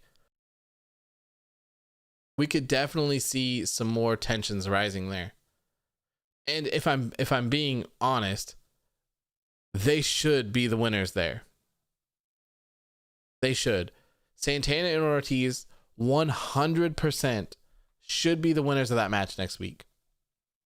I really hope that it's not Chris Jericho and MJF. And the reason why I say that is because, one, they're the tag team, like Santana mentioned. But two, the AEW tag team division is already stacked as it is, right? They don't benefit any from MJF and Chris Jericho being in the tag team division. If anything, I would say that they would continue to do something else with each other, and Jericho can kind of help propel other people. A feud with Sammy Guevara would be fantastic here. I think if Jericho and Sammy Guevara have a feud together with Jericho as the heel and the Inner Circle on his side, Sammy Guevara splits from the group and is the face. Sammy Guevara gets a win in the feud over Chris Jericho. I think it could help him a lot. They did kind of do this with Orange Cassidy, but they didn't really seem to follow up with it. I'm not sure if it's because Cassidy is kind of just a gimmick wrestler, but he's super over. So it just kind of fell down by the wayside here, but I think it could really benefit Sammy Guevara. It really could. I think it could help propel him up a little bit more. And with that being said, with the elephant in the room, I really want to see Jake Hager and Wardlow be a tag team. I really do. Two big boys, two strong boys, teaming up being a tag team. I think it's great. Corey says, do love the tag team name Sammy Hager, though. Yes, it's a good one. Definitely a good one. I could definitely see Santana and Ortiz going their own way as well. I don't know if they'd split with Sammy or not, but I could definitely see that happening. What about if Hager and Wardlow was in the match? Yeah, Hager is in the match. He's teaming with Sammy, but Wardlow's the only one that is not in the match, which sucks. Wardlow's fantastic. Wardlow is extremely good. I think he needs a little bit more time, but eventually I think that Wardlow is going to be a huge asset to AEW, and I think he's gonna be a star. I do. Flash says Sammy Guevara could be gold as a babyface. I think so too. Leroy says, remember way back when T-Bar was putting on classic matches against Keith Lee on a regular basis? Yeah, it's crazy how far the mighty has fallen. Marcel says Wardlow is the next Batista. There you go. That's a good comparison. That's a very good comparison. So I don't know. It's kind of weird that they left him out of this. Kind of weird. I was really hoping that Sammy would just sit out and Hager and Wardlow would be the ones to take that tag. But then again, you'd be at that point where you'd have to have Santana and Ortiz win. I still think that Santana and Ortiz need to win this match. They're the tag team. Raphael says, I've been impressed with Wardlow every time I've seen him wrestle. Yeah, he's been great. He's been really good. Interpreter says, I'm so happy to see factions in wrestling that feel important again. And the Inner Circle is a big group, man. The Inner Circle is stacked. Who takes the pin? MJF. MJF or Hager. I would have one of those two take the pin. MJF can take the pin. He's an asshole. I don't think it hurts him at all. And Hager could take the pin because I don't think anyone really cares. So Marcel says, but Wardlow and Hager hate each other. How does that work? Well, they hated each other. They had a match and they kind of seemed to squash it a little bit. So, I kind of look at them as the brothers type gimmick or the best friends type gimmick, or, like when you're younger or whatever, there's a lot of times where people hate each other and then they actually end up like getting into a fist fight or arguing at each other, yelling or whatever, and then they become friends. That's how I have Jake Hager and Wardlow ending up. Enemies, battling it out, only to become really good friends. That's how I see that team forming. They had that match. They did a little fist bump at the end. We did see that Hager was pissed backstage afterwards, but I still think they could do it. I think they could do it. They'd be a dominant team. They don't necessarily have to go for the tag titles either, but they can just, work into things. Sysis Gaming says the Bar. Yes, the Bar is a fantastic example of that. And one of my favorite tag teams, to be honest. I absolutely love Sheamus and Cesaro together. Raphael says, I still think all of this is leading to MJF taking over the group by winning everyone over. It very well could be. I could definitely see MJF taking over the group, kicking out Jericho 100%. What if Brock Lesnar joined AEW? How would that affect the company and wrestling as a whole? I don't see that ever happening. I think if that were to happen, I think a lot of people would change their minds about AEW. Jericho bashed WWE time and time again for throwing championships on part-timers. I can't see them hiring him. I can't. If they did, it would be crazy. That's for sure. It would be insane. But Lesnar betraying WWE and going to AEW, like, I know he doesn't really seem to have any loyalty and he's just all about money, but I can't see them forking up that bill for Brock Lesnar to come in, work part-time, and I don't know. It would probably be really beneficial in terms of getting viewers, different eyes on the product, but in the long run, is it worth it? That's what you have to figure out. Is it worth pissing off my core fans to bring in this guy to do whatever? I think people would be less mad if he just came in and worked and maybe put someone over, or if he maybe just came in and didn't win the championship, but just kind of beat the hell out of people and had some, like, if he was actually dedicated to the craft and Brock Lesnar actually wanted to go out and work instead of not working, it could benefit him. I don't know though. I think they'd have to weigh the options. I do have, with that being said, I do put more faith into AEW to do such things. They haven't really let us down that much in terms of things. For the things that have been really bad, they usually try to kick them to the curb pretty quickly for the most part. So who knows? Raphael says, I'm just happy that WWE doesn't have time limits. How many time limit draws to set up future matches would we get every week? Oh, God. Yeah, dude, that would be... oh, God. I couldn't imagine seeing those. The roll-ups, the timeouts, the distraction finishes, the roll-ups, the count-outs. Whew, that would be brutal. Corey says the next big name into AEW is Marty or Jay White or AJ Styles. Marty, maybe. Jay White, probably not. I think the whole Jay White thing is a work. I think he's going to stay in New Japan. And AJ Styles, I don't see Styles leaving. Styles is on his last contract with WWE. So he would probably be signed to some sort of Legends contract where he would work once or twice a year. He would show up places, he'd get inducted into the Hall of Fame, and WWE will take care of him and his family for the rest of his life. If AJ Styles runs out his contract and goes to work for 6 months in AEW, he loses it. He loses it all. Is it worth the risk? Maybe. I could see someone like Daniel Bryan doing that, but I don't know enough about AJ Styles and like his personality and stuff like that to make a judgment call on something like that, but I really don't think he would do it. I don't think so. Interpreter says, I would rather see AEW make their own Brock Lesnar. He was the next big thing 18 years ago. We need new stars, and AEW knows that. Yep, you have Wardlow right there. Wardlow, Miro. Miro could be a Brock Lesnar guy for sure.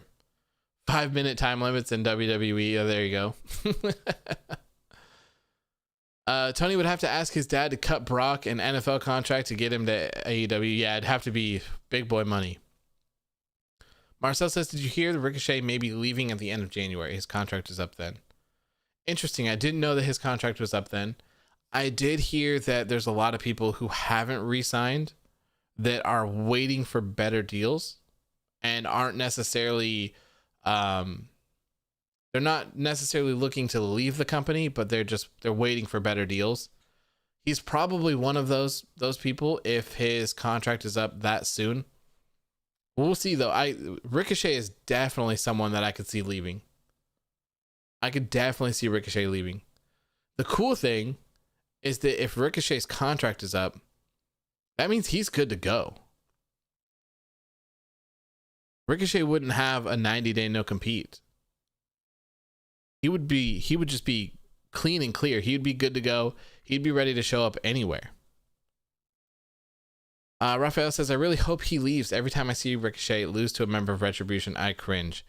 Yeah, man, it crushes my soul. It crushes my soul to see Ricochet and all he's done in the past, and to see even what Ricochet has done in NXT. Ricochet was incredible in NXT. And now look. Nada. It's crazy how they could take someone so talented with so much potential and do what they did to them.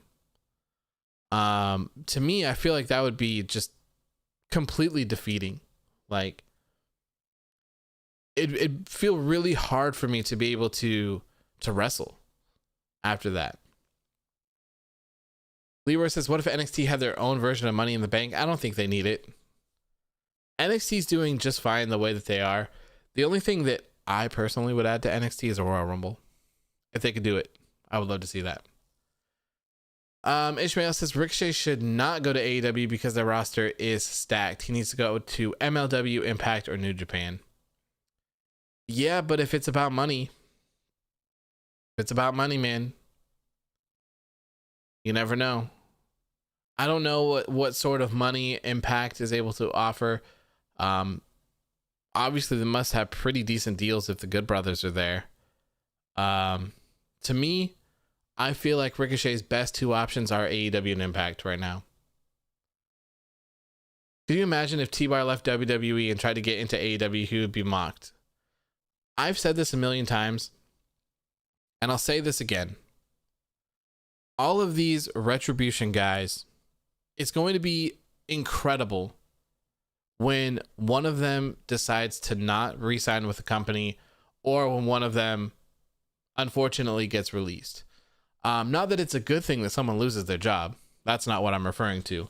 I am referring to the fact that these people will be free to speak their minds. They won't be company men, and they will unleash hell on what we all know as Retribution. I can't wait to see it. And you know it's happening. whoever it is, they're going to dish out so much juicy stuff about how terrible Retribution was, about how chaotic it was trying to set it up, about how they tried to fight over everything, about how everything was so terrible. I can't wait to see it. And then I'm going to say, you know what? I told you so. And one of the most frustrating things about all of it is that, especially for T-Bar, more specifically, I think Mace does it a little bit too, but they insult people who are like, you deserve better than this, or you shouldn't be doing this, or this isn't good. You know damn well that there's not a single person in Retribution that is like, we're killing it. We're so good. People just don't understand. Like, you know this is trash, so stop disrespecting people that support you and are looking out for your best interest. If you want to be a company man, just don't reply. Don't reply. It's like, come on. Who are we kidding here? Who are we kidding here? You literally have a big steamy pile of shit on your plate and you're trying to convince us all that it's $100 steak. We're not buying it. I'm sorry. We're not buying it. So I cannot wait until that day happens. I don't care who it is. Mercedes Martinez was in there for a little bit. I bet she's got some juicy content. It's probably not going to be Mustafa Ali. Shane Thorne could definitely be that person. Dominic Dijakovic very well could be that person. Mace also probably has some good stuff as well. So, I forgot about Mia Yim. Mia Yim as well. So there's going to be some good stuff coming. Very, very good stuff. I saw a comment that I want. Oh yeah, Obi James says Talk is Jericho with Dijakovic will be must watch. Yep. And it's gonna happen. It's 100% gonna happen. I know it. Flash says, just imagine Dijakovic speaking about Retribution. If he leaves WWE, it's gonna be like Mox speaking. He is. I hope that it is him. I hope it is him. Because I think he will have the best story to tell about it. And it doesn't even make sense why he's in that group to begin with. Nothing with this group makes sense to begin with. Let's be honest. That's why it's so frustrating. T-Bar thinks it's cool. It's so dumb. If someone, especially for someone in the business, like if someone says something rude to me and I just call them like some fat neckbeard basement dweller virgin, like, is that funny? Like, I don't, it's just so stereotypical and like, is that even true these days? I don't know. Like, I don't fit that description. Most people that I know that watch wrestling don't fit that description. It's super weird just to see like the wrestling people just insult their fans with that. It just doesn't make any sense. I don't know. I see it as being more like pathetic than anything. It's not offensive. It's just dumb. Like people who think that they're being so offensive and then it's like, oh, I got you triggered. It's like, no, dude, like we just don't care. Like it's not offensive. It's not funny. No one cares. T-Bag literally called out Sammy for no reason. Yeah. He just tried to bully him as if like, how many wrestling moves are there in existence? Like, of course people are going to have moves that are similar. Of course people are going to steal moves or have the same moves to just like straight up lie, or I don't know, maybe he did create it or whatever, but there's video proof of someone else doing it in like 2008 or 2010, which is 3 years before he even started wrestling, which Sammy pointed out in his tweet. Which was the whole thing is like, why are you so triggered? Say like, hey, I didn't know that this other guy was doing it, but I invented it. Hey, that's certainly a possibility. I'm sure that happens quite a few times. I've had ideas for certain things and that I feel like I invented and someone else has done them. Not the end of the world. Who cares? I hate the fact that Vince McMahon turned actual superstars like Ricochet, Aleister Black, etc. into losers. No disrespect to any of the superstars I mentioned. You're all awesome. Yeah, it sucks. It sucks, man. That's why I find it so hard to get invested these days, just because they don't know what they're doing. They really don't know what they're doing, unfortunately. It sucks. And the people are so talented. How old is Vince? Let's find out. Vincent McMahon.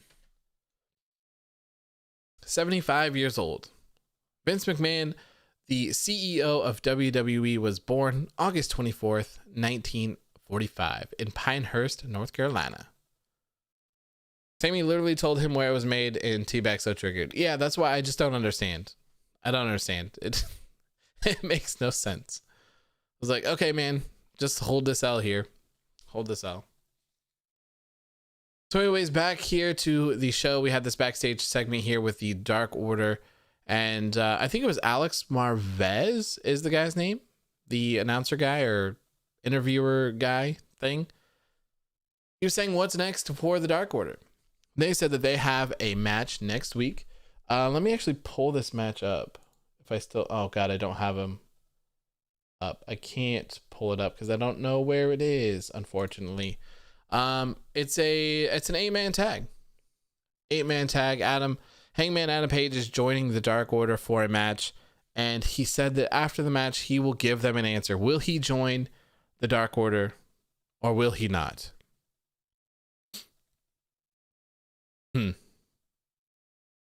Should Hangman Adam Page join the Dark Order?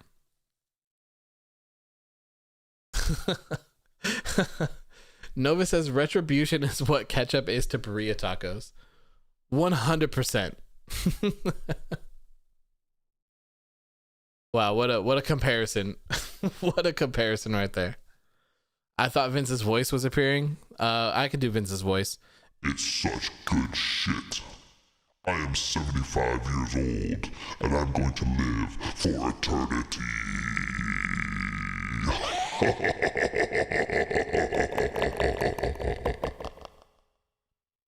There you go. This is the one downfall for AEW. Too many tag matches. Yeah, so I've talked about that, I think, last week. I don't really want to see anything more than a trios match from them. It's a lot, man. It's a lot. So we'll see. We'll see. 8-man is crazy. Marcel, you sound like the Fiend. Let's see here. Let me in. I guess you go with that. The Young Bucks invented the super kick. Hell yeah, they did, man. My gut is telling me that Silver, Reynolds, and Page becomes the first AEW Trios champions. Interesting. I still have it being Death Triangle. Interesting, though. Very interesting. I haven't thought about that. I guess we'll find out next week. I'm assuming he's gonna join them. He doesn't have anything else going on. What is he gonna do? Feud with them? Probably not. No one. No disrespect, obviously, but no one in the Dark Order currently is of the same caliber of Hangman Adam Page.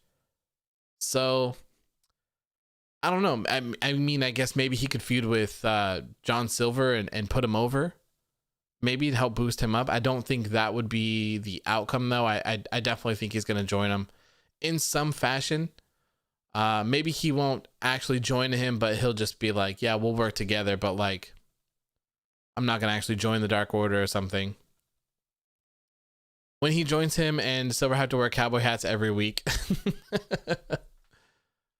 That was so funny. That was so funny seeing them. Marcel says, you know what is a dream match for AEW? Phoenix versus Pac. Yeah, there you go. The AEW has so many good matches that can happen, man. So many good matches. So after this backstage segment here, we saw another backstage segment. This time we saw Kenny Omega with the Invisible Hand, Don Callis, and the Young Bucks. They were chatting it up. I heard him mention New Japan, and Kenny was insinuating that they were going to enter together as a trio, as the Elite. Oh God, Corey says my daughter just woke up thinking there's a demon in the house. My apologies. My bad. I'm sorry. But Kenny wanted to come out as the Elite, as a trio with the Young Bucks, and Callis said no. I like the Young Buck music. They have a cool entrance. Let's let them have their own entrance. We'll make our entrance. The Young Bucks can follow. So Kenny Omega and Don Callis make their way to the ring. And then afterwards, Don Callis takes the microphone out of Justin Roberts' hands, tell him he has the rest of the night off, and that he will be introducing the rest of the Elite, the partners. I knew exactly what was happening as soon as he grabbed the mic. I knew who was coming out. He ended up introducing the Good Brothers. Good Brothers make another appearance on AEW Dynamite, bringing their Impact Tag Team Championships. This was really cool. I was not expecting them to be in the match. I just thought that he was announcing them to come out and they were just going to be at ringside. So what does this mean? Does this mean that they're all called the Elite? Is this their Bullet Club name? The Elite? Is the Elite no longer Kenny Omega and the Young Bucks? Very interesting. Very interesting. So while the Good Brothers were making their way to the ring, they did a little picture-in-picture thing here where they showed, I would assume that you would call this their gorilla in the back, that had Tony Khan, I think that was Dasha as well, and the Young Bucks all looking at the TV kind of in disappointment. Tony Khan looked really sad and he was like shaking his head, and so were the Bucks. They were watching the Good Brothers walk to the ring, and they had a trios match. Kenny Omega and the Good Brothers took on Danny Limelight and the Varsity Blondes. And I thought it was going to be a squash match, and I was kind of interested to see that it wasn't. I was surprised, very surprised. Can you imagine the pop Kenny's entrance will be in North Carolina? Yeah, insane. Kenny Omega's entrance is insane, by the way. The Super Elite. There you go. I know that this is the plan, but for God's sake, Don Callis is so annoying. I want to see Mox, Tony Khan, and Tony Schiavone punch him in the face. Hey, maybe we'll end up seeing Tony Khan and Don Callis come to blows. Maybe Tony will have enough of it. Maybe he'll have enough. I wish Don was still as serious like ECW days. This is all leading to Good Brothers versus the Young Bucks. I definitely think that could be happening as well. I definitely think that's happening. I'm not sure. I'm not sure though. There's, just like the Inner Circle, there's a lot of different ways that this could go. A lot. I think Blood and Guts is one of them. I think we will see, I'm just going to call them the Elite. Okay. So the Elite is just this modern AEW Impact Bullet Club. Okay. So I could see the Elite taking on Team John Moxley in Blood and Guts. Seems like a viable option here. The pay-per-view was canceled, and it was supposed to be the Elite versus the Inner Circle. So seems fitting. Seems very fitting. Marcel says it was a fun match. Yeah, it was great to see. It was really cool to see the Good Brothers actually wrestle in a match on AEW. Very cool. Makes this all a little bit more exciting. It's starting to get real. The crossover is really starting to get real. We're going to see Kenny Omega wrestle this Saturday on Impact's Hard to Kill. Leroy says, this is a question I've been wanting to ask for a long time. What does gorilla position mean? Gorilla is the sort of staging area behind the entrance ramp. So in WWE, for example, when you are seeing these wrestlers be interviewed before their matches, where they're in that room with the red wallpaper or orangish wallpaper, whatever the hell it is. They've been doing it a lot lately. That is gorilla. And in that room, they have a couple computers or monitors or whatever. And you see typically sitting at them, it's like Bruce Pritchard and Vince McMahon and occasionally Triple H. And they're sitting there controlling the show and going over everything. Corey says, I love the Varsity Blondes. Yeah, they're a great team. Sisa says Danny Limelight should get signed. Yes, a lot of people are talking about Danny Limelight. I think he was on Dark, if I recall. That's where I heard the name. A lot of praise for Danny Limelight tonight. And honestly, like, what a cool match for these guys to have. What a very cool match for these guys to have. Brian Pillman Jr., Griff Garrison, and Danny Limelight get in the ring and have a match with Kenny Omega and the Good Brothers. Hey, those are dream goals right there. Nova says, LOL, exposing the business. Don't let Jim Cornette hear you say this. Hi, Jim. Hi, Jim. Great tag team wrestling tonight, spanning over AEW and NXT. Yeah, NXT had some great tag team wrestling tonight as well. Lots of stuff for the tournament. So naturally, of course, Kenny Omega and the Good Brothers get the win over Danny Limelight and the Varsity Blondes. And you guessed it, your boy John Moxley entered the chat here, entering from the side of the building like usual. Danny Limelight and Fuego del Sol should be signed. They're over with the fans. Yeah, I see Fuego was hanging out with like Sammy in his vlog and stuff. I think my fiance and I are going to start watching the Sammy Guevara vlog as well. We'll add that into our BTE watching segments. Anyways, this got into a huge brawl like AEW typically does. John Moxley came out, started attacking Kenny Omega and the Good Brothers, and the Lucha Bros came out. Lucha Bros came out to help even the odds here with Mox, and out came the Young Bucks. Young Bucks were trying to get things under control, and the Lucha Bros came in and super kicked them right in the face.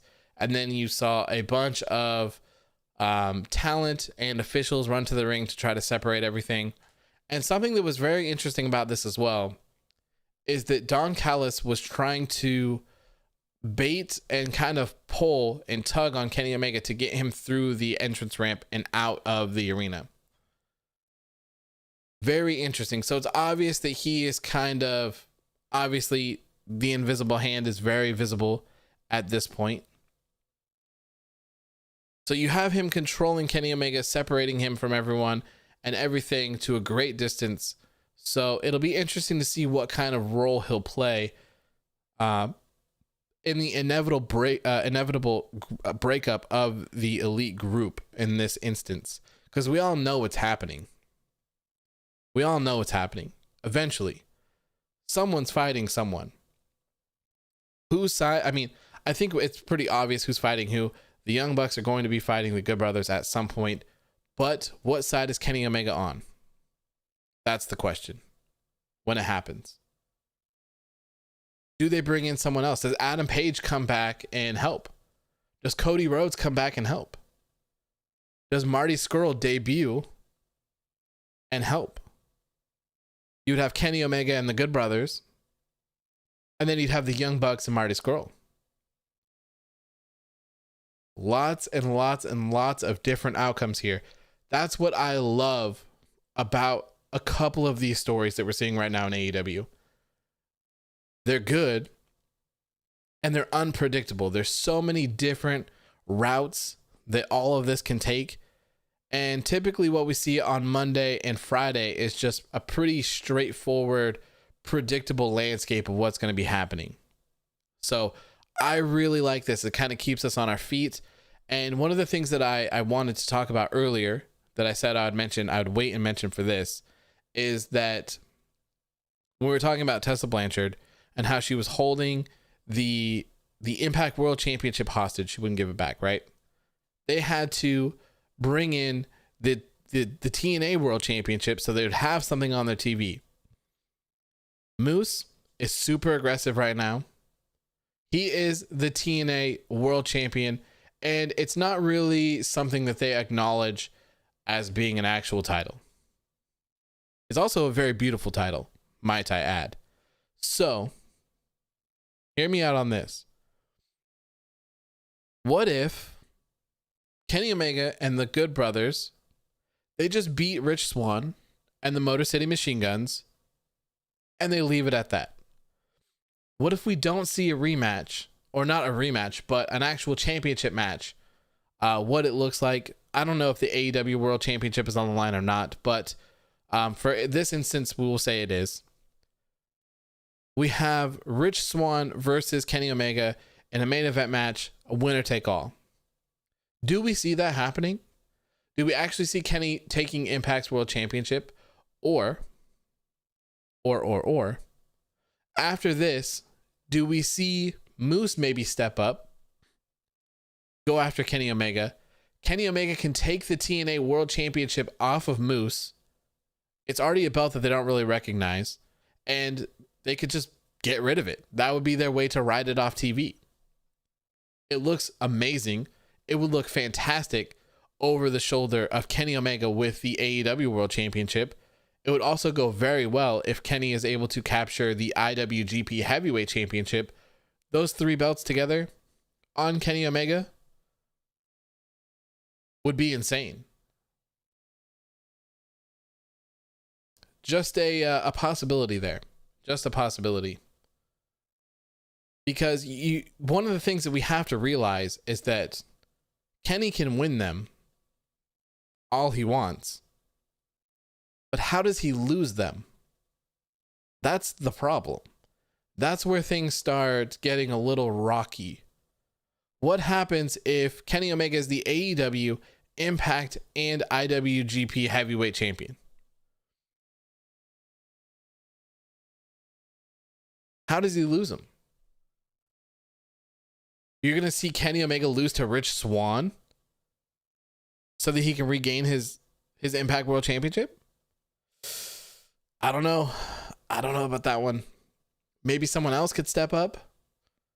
But someone on the Impact roster beating Kenny Omega, I don't know, man. I don't know.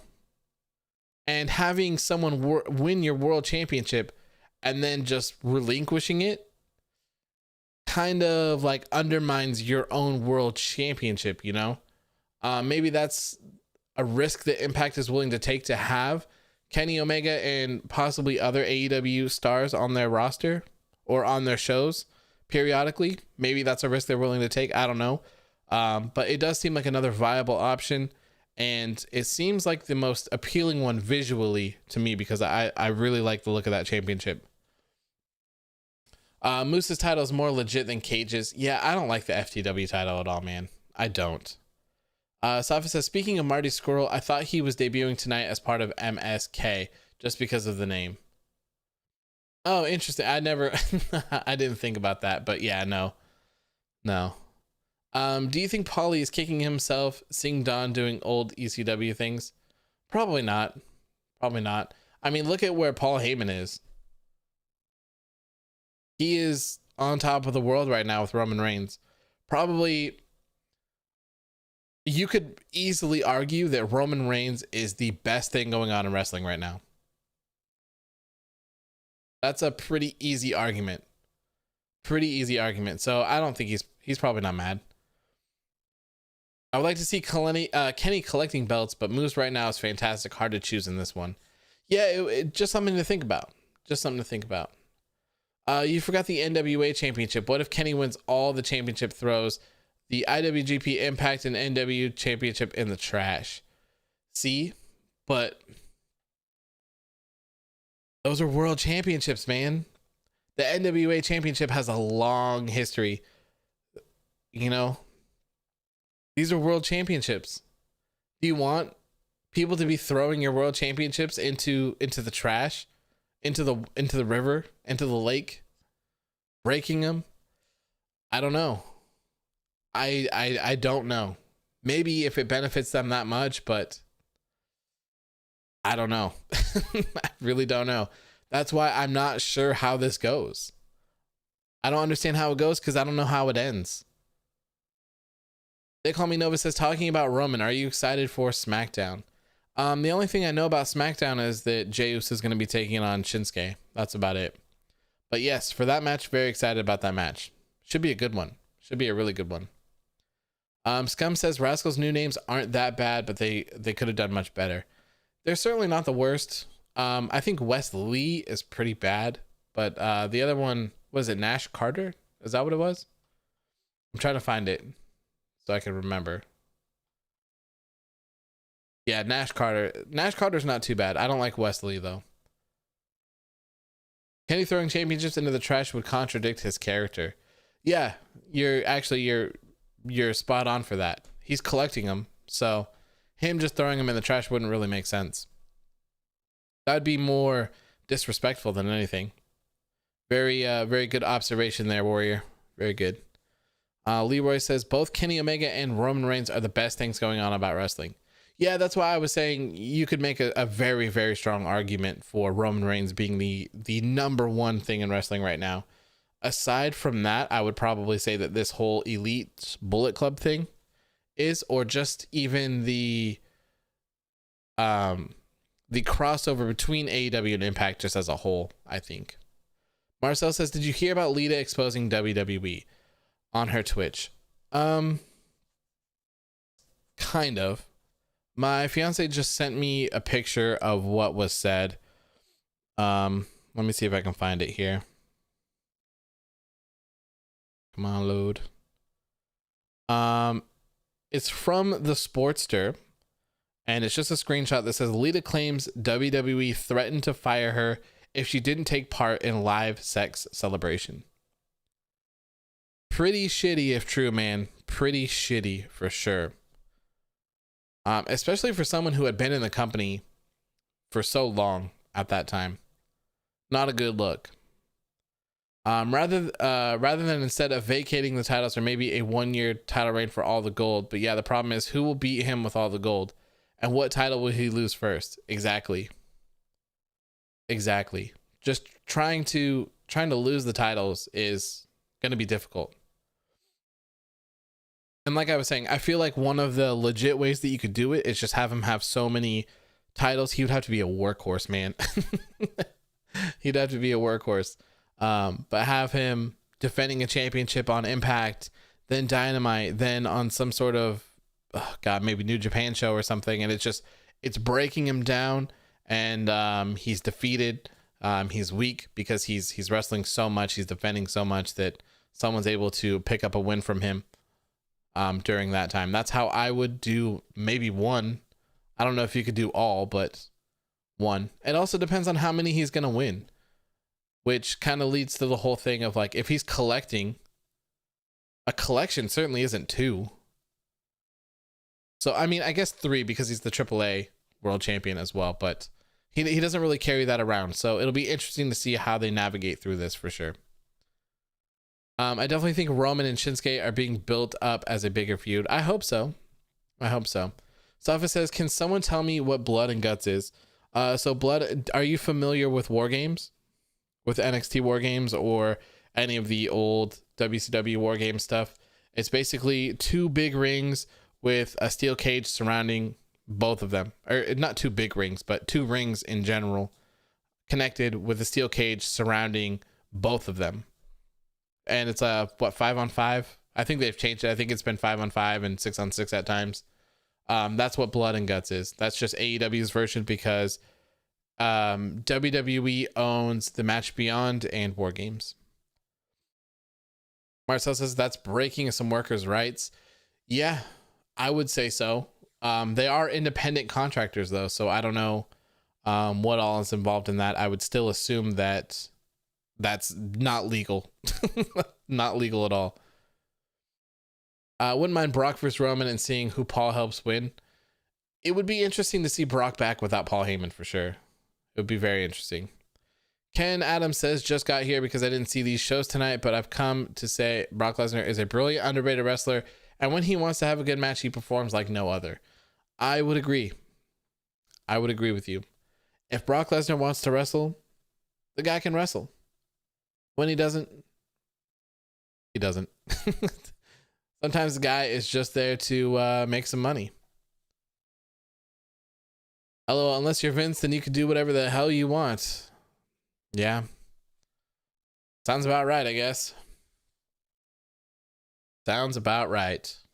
After this big old brawl, we saw the AEW Dynamite debut of Britt Baker's waiting room, I believe is what it's called. It's been on Dark a couple times now, and the special guest here was Cody Rhodes.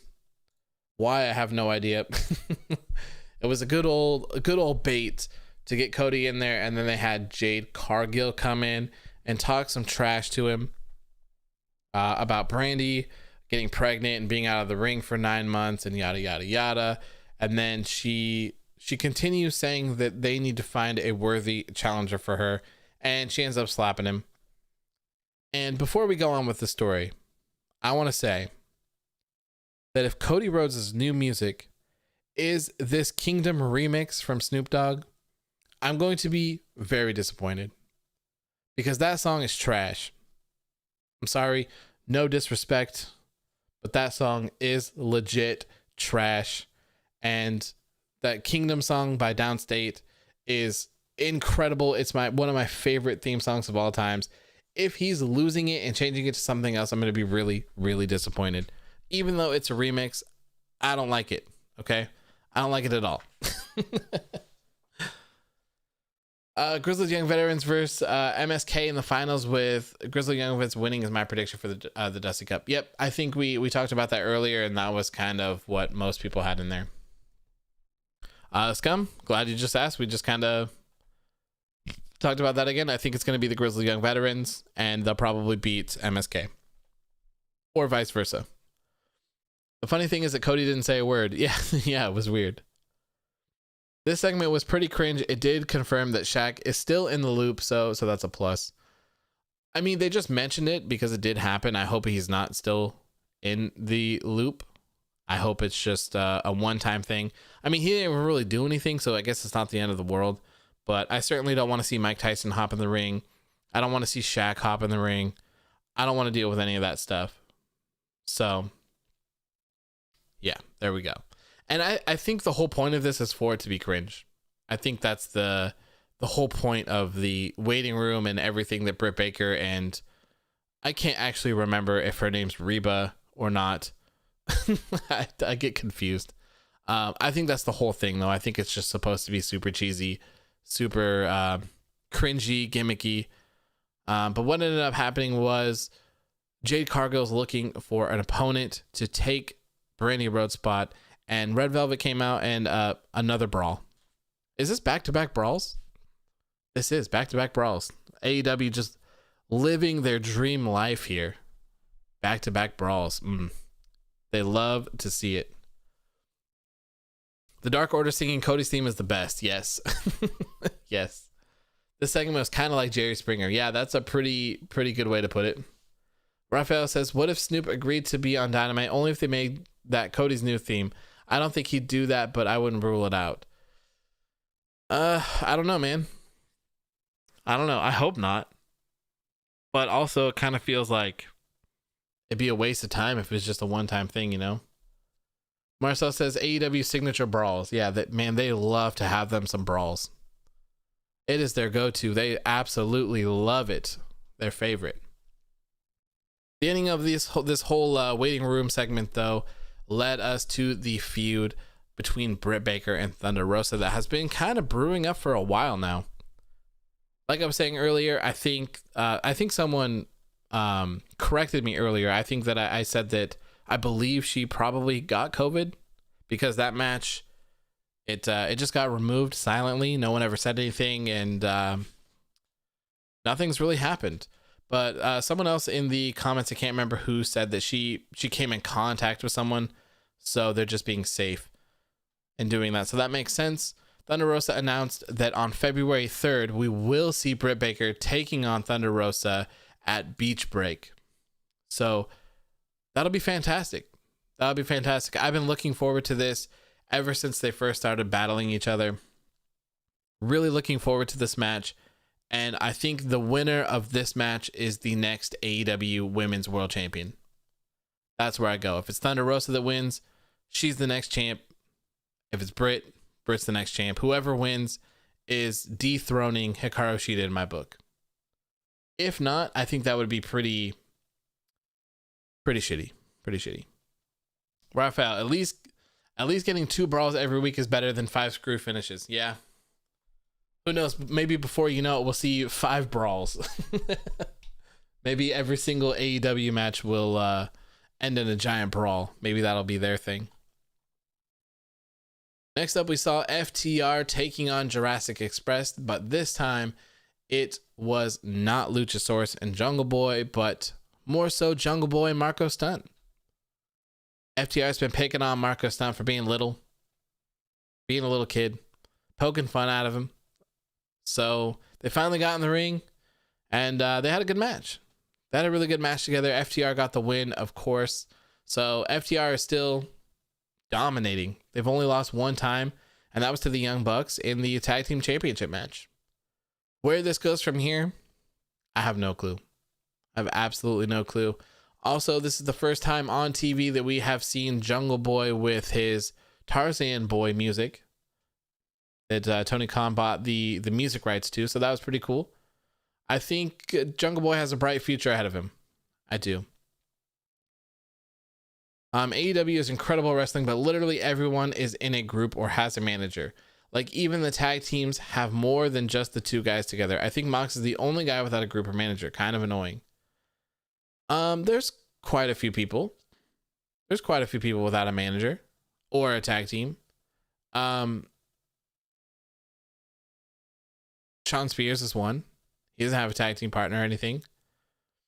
I don't want to go through the roster, but yeah, most people are certainly in stables, and or a tag team, but AEW is predominantly tag teams, so it makes sense to me.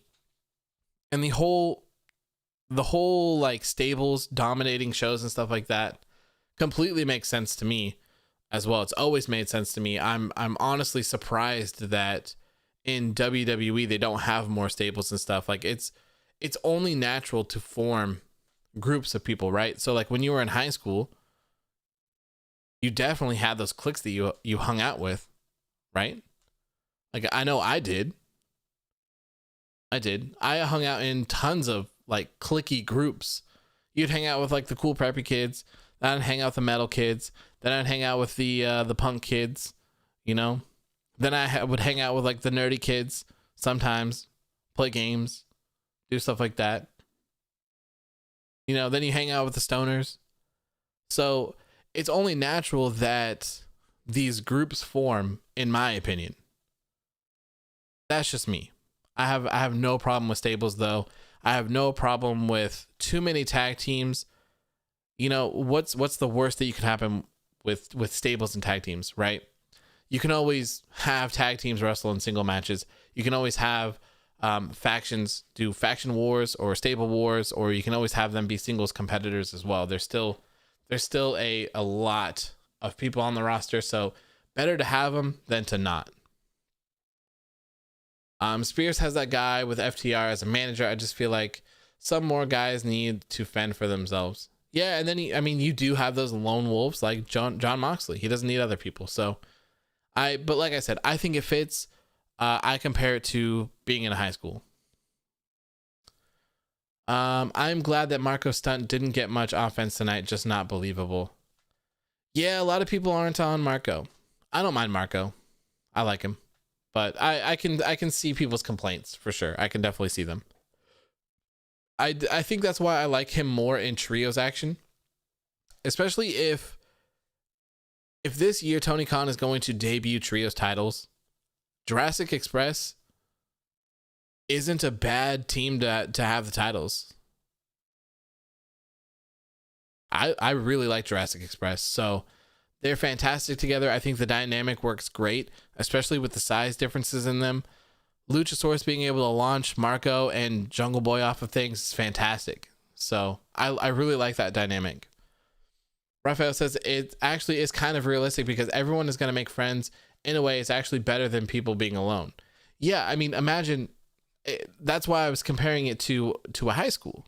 Could you imagine in a high school if you had like 6 people, 6 like essentially teams that were friends with people and everyone else was just kind of like a lone wolf wandering around? Ken Adams says, I see what you mean. Plus, I'll take back what I said about the tag teams because quite a few of the new ones are just the tag teams, which is good because it keeps focus on just the main wrestlers. Yeah, I think you need a bunch of these. And like I was saying, you can always take a tag team and put them in singles matches and it's not a big deal. But to put singles people together that have no relation, no anything together, and to make them a tag team is just kind of dumb. And to have those people go over on actual tag teams, it just doesn't make sense. There's no chemistry there. Now I just imagine Darby doing a coffin drop on a lunch table. There you go. My high school was 2 stories, so you could have him jump off one and go down. That man is insane. Luchasaurus should be a singles wrestler. He's so big, but he's super beneficial to Jungle Boy and Marco Stunt. I don't think Marco Stunt and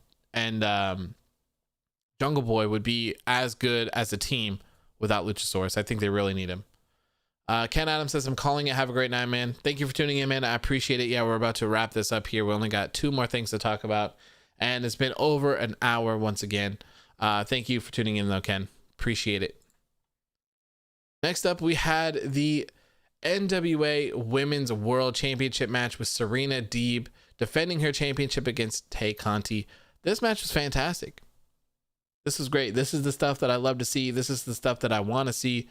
And this is why I feel like, for me, I don't knock AEW for having a bad women's division. We know that it's shit, right? So there's nothing to complain about. When we all know it's bad, it's what I'm expecting. What is frustrating, though, is to see these talented people on the roster that are able to put on these good matches, and they're just nowhere to be found. Marcel says Tay looks super great. I agree. Who's one person, if anyone, from AEW that would be good in WWE? We've talked about the reverse plenty of times. I'd like to hear your thoughts. Off the top of my head, I don't know. MJF could probably excel there if they let him be himself, but they probably never would. Wardlow's probably someone. He's a bigger boy. They might actually like him over there. I don't know. I've tuned into NXT after AEW ended and saw Balor helping UE. Did I miss something? I think that they're just they've been working together off and on for a little bit. Flash says, see you on Friday, AEW. Have a great night, Raphael. Thank you, man, for tuning in. I appreciate it. I will see you on Friday for the SmackDown post show. Could you imagine MJF scripted promos in WWE? Yikes. Yeah, they'd be pretty brutal. Warrior says, Tay Conti's been improving a lot. Really enjoyed her versus Serena. Me too, man. Me too. And that's why I find it frustrating is that these people should be featured on these cards more often than not. They really should. We talked about 8 to 10 people right off the top that could be putting on somewhat like these caliber of matches that aren't really being used. So let's start, let's at least have one a show, right? Let's try to get some stories going on here, trying to build them up. One of the things that has bothered me for a very long time is that they brought in Thunder Rosa, who I believe it was Thunder Rosa, right? Who was the NWA Women's World Champion at the time. She was defending it. She was having matches. She was having somewhat kind of little storylines. Meanwhile, Hikaru Shida was doing nothing. So they literally were putting the NWA Women's Championship over their own AEW Women's Championship. Why is that a thing? Like, that's so weird to me. Why not use your own championship? Super, super weird. So hopefully they continue to actually focus on the women's division. I would like to see more people be used. Ivelisse, Diamante should be used. I don't see why not. Big Swole is fantastic as well. If MJF came to WWE, he'd turn into another King Corbin. Yeah, you're not wrong. You're not wrong. Next up, we got to our AEW Dynamite New Year's Smash Night 2 main event, which we saw Darby Allin defending his TNT Championship against the Machine, Brian Cage. I liked this match. I thought it was fantastic. The way that Brian Cage just manhandled Darby was crazy. Brian Cage literally launched Darby Allin from the ring through a table. Through their little, I don't know if it's the timekeeper table or whatever they call it, but it was a crazy visual just to see him literally just launch him over. Darby Allin is literally insane. And when this happened, he got busted open right on the forehead as well. So he was gushing blood. This man's gimmick is literally just getting murdered in his matches. I swear.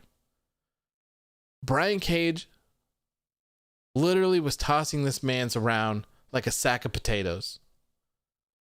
He powerbombed him like 5 times. Literally just beat the living hell out of him. It was fantastic. Fantastic. They were selling, and then there's Darby. Yeah, pretty much. What ended up happening as well is Brian Cage got the steel steps from the ramp, moved him over to the side of the ring, and he was going to drop Darby Allin on top of it, but Allin was able to capitalize on it and ended up having Brian Cage fall down on his back. So Brian Cage is laying on the top of the steps. Darby Allin climbs, and this is on the outside of the ring, by the way, ringside. Darby Allin climbs up, gets on the second turnbuckle, and does a coffin drop right on top of him. What? How is this man walking? My back hurts just from thinking about such a drop. Good Lord. What in the... How he does this, I have no clue. Sisa says Cage powerbombing Darby looked crazy. Yeah, he just had him like literally by his little shorts, and he was just slamming around like he was nothing. Raphael says that sunset flip that Darby did was cool. Also, that one part where Cage just yanked Darby from the ropes and a powerbomb looked brutal. Yeah, it was so good. It was so good. That sunset flip was awesome as well. I can't remember what they called it, but I was not expecting to see that. Very impressive. That is Darby's spot. You got to make Darby coffin drop out of anything and everything. The coffin drop is what the swanton to a ladder is to Jeff Hardy. Yeah. Yep. I would agree. Darby is like Jeff Hardy, but more nuts than Mick Foley. Yeah, Darby's crazy. Darby is crazy, man. If they end up having an Elite versus Team Moxley in a blood and guts match, I hope that Darby Allin is, for some reason, somehow, some way, on Team Moxley, because the things that man would do in that match are probably insane. Sysis Gaming says Code Red. Yes, that's what that sunset flip was. Thank you. I knew it had red in the title. Safa says, reminded me of Keith Lee tossing Adam Cole into the crowd. That was crazy. That will be a legendary moment forever. That's always hilarious to see. There's I don't know who the people were. I think it's Ace Romero or something. He's a bigger guy in Impact. There's a video of him, like, I think it's him. Sorry. Someone like literally launching someone out of the ring. It's hilarious. Darby is like Moxley's only friend. That's true. Darby always works better when he's facing big men. Yeah. And, I didn't want to see Brian Cage lose this match. I really didn't. But I also didn't want to see Darby Allin lose the TNT Championship. It's way too early for him to be dropping the TNT Championship. And this was his first defense, like we were saying earlier on in the show.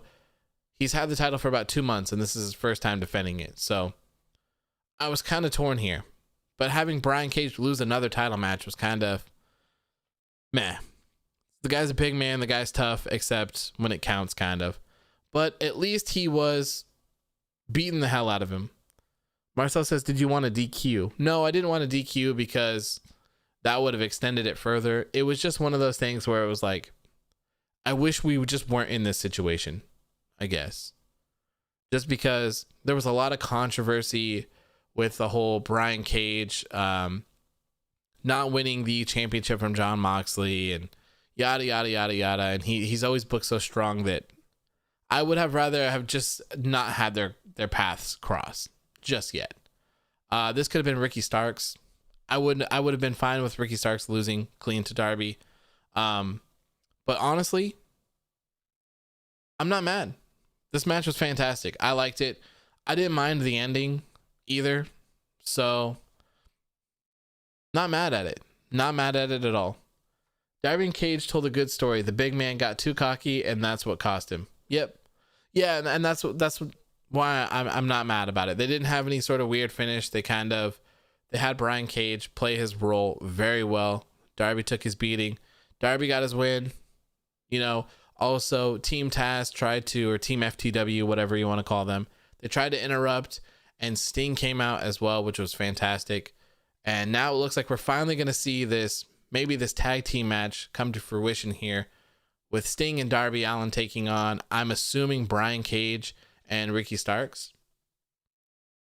I hope that's the case. I think that would benefit Sting a lot. And I personally would much rather see Sting in this mentor role for Darby Allin rather than a challenger for the TNT Championship. So who knows? Like I said, it's still really unclear why Sting is here and what he's here for. He is on the active roster list. He does have a win and loss record under his name. So he's obviously here to wrestle, but at what capacity? Is he here for a championship run? We know there's no way in hell that Sting is getting an AEW World Championship run. There's no way. A TNT Championship run? Maybe. But I really hope not. I hope that Darby has a long reign.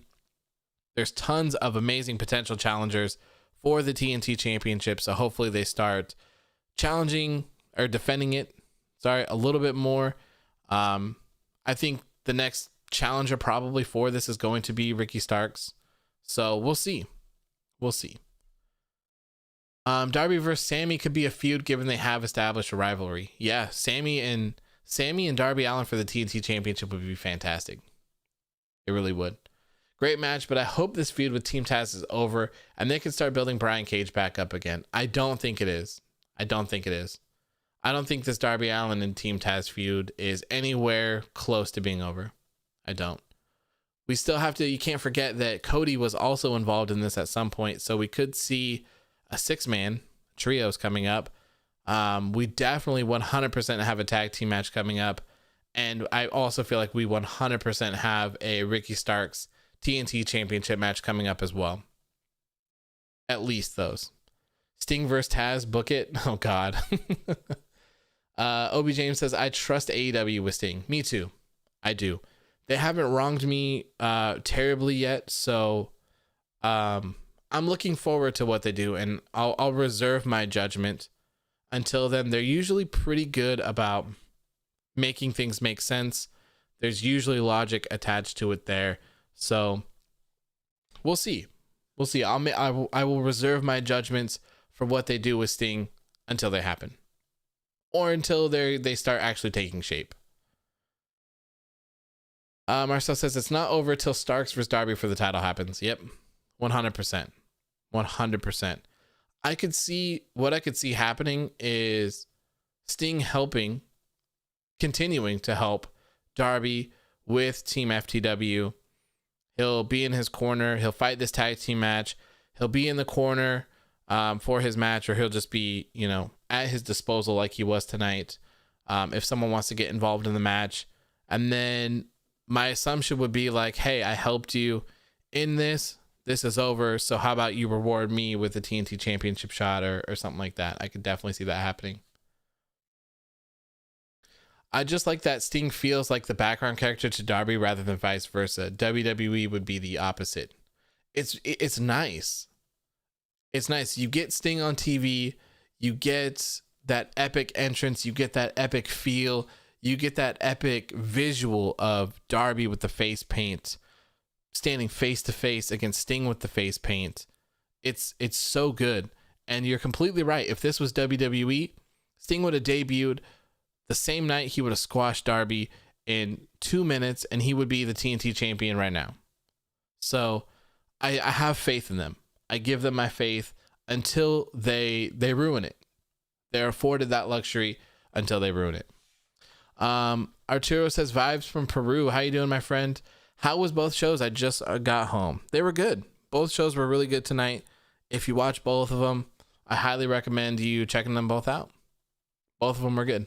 Solid shows tonight. And actually, before we go off here, I think Showbuzz is back on track. Now, there was a delay because of all of the holidays and stuff like that, but I think they are back. So we should have the ratings tomorrow around 1 p.m. Let's see here. Ratings delays from Christmas. Yeah, so we are good to go. Yep, good to go. We will see the ratings tomorrow. I'm not thinking that they'll be out of this world. Probably 700 something for AEW. Probably 600 something for NXT would be my guess. So anyways, that is going to do it for tonight's show. Thank you guys for tuning in. I really appreciate it. If you are an Impact fan, or if you're trying to get into Impact, Impact's Hard to Kill is this Saturday. You can watch it on Fight TV. I'm not sure how much it is. Probably $20-$30, whatever. But if you want to watch it for free, I currently have a giveaway going down on my Instagram. Just look for the Hard to Kill logo. And all you have to do is follow me, follow Fight TV, and leave a comment with the match that you're looking forward to the most and who is going to win it. I will pick a winner right before SmackDown goes on the air on Friday, and you will get a code to watch the show completely free. And I believe you also get to keep it for 30 days to watch on demand as well. Pretty cool deal. After Hard to Kill, we will be doing our first Impact post show as well. So make sure to tune in for that. It should be a good one. It's probably not going to be extremely long because I am not well versed in Impact. So just going to enjoy the good show, hang out with you guys, see what you thought, and see what happens with this whole AEW Impact type deal that's going on. So thank you all for tuning in. I really appreciate it so much. You guys are the best, and I will see you here on Friday for the SmackDown post show. Hope you all have a great night, and I will see you then. Peace.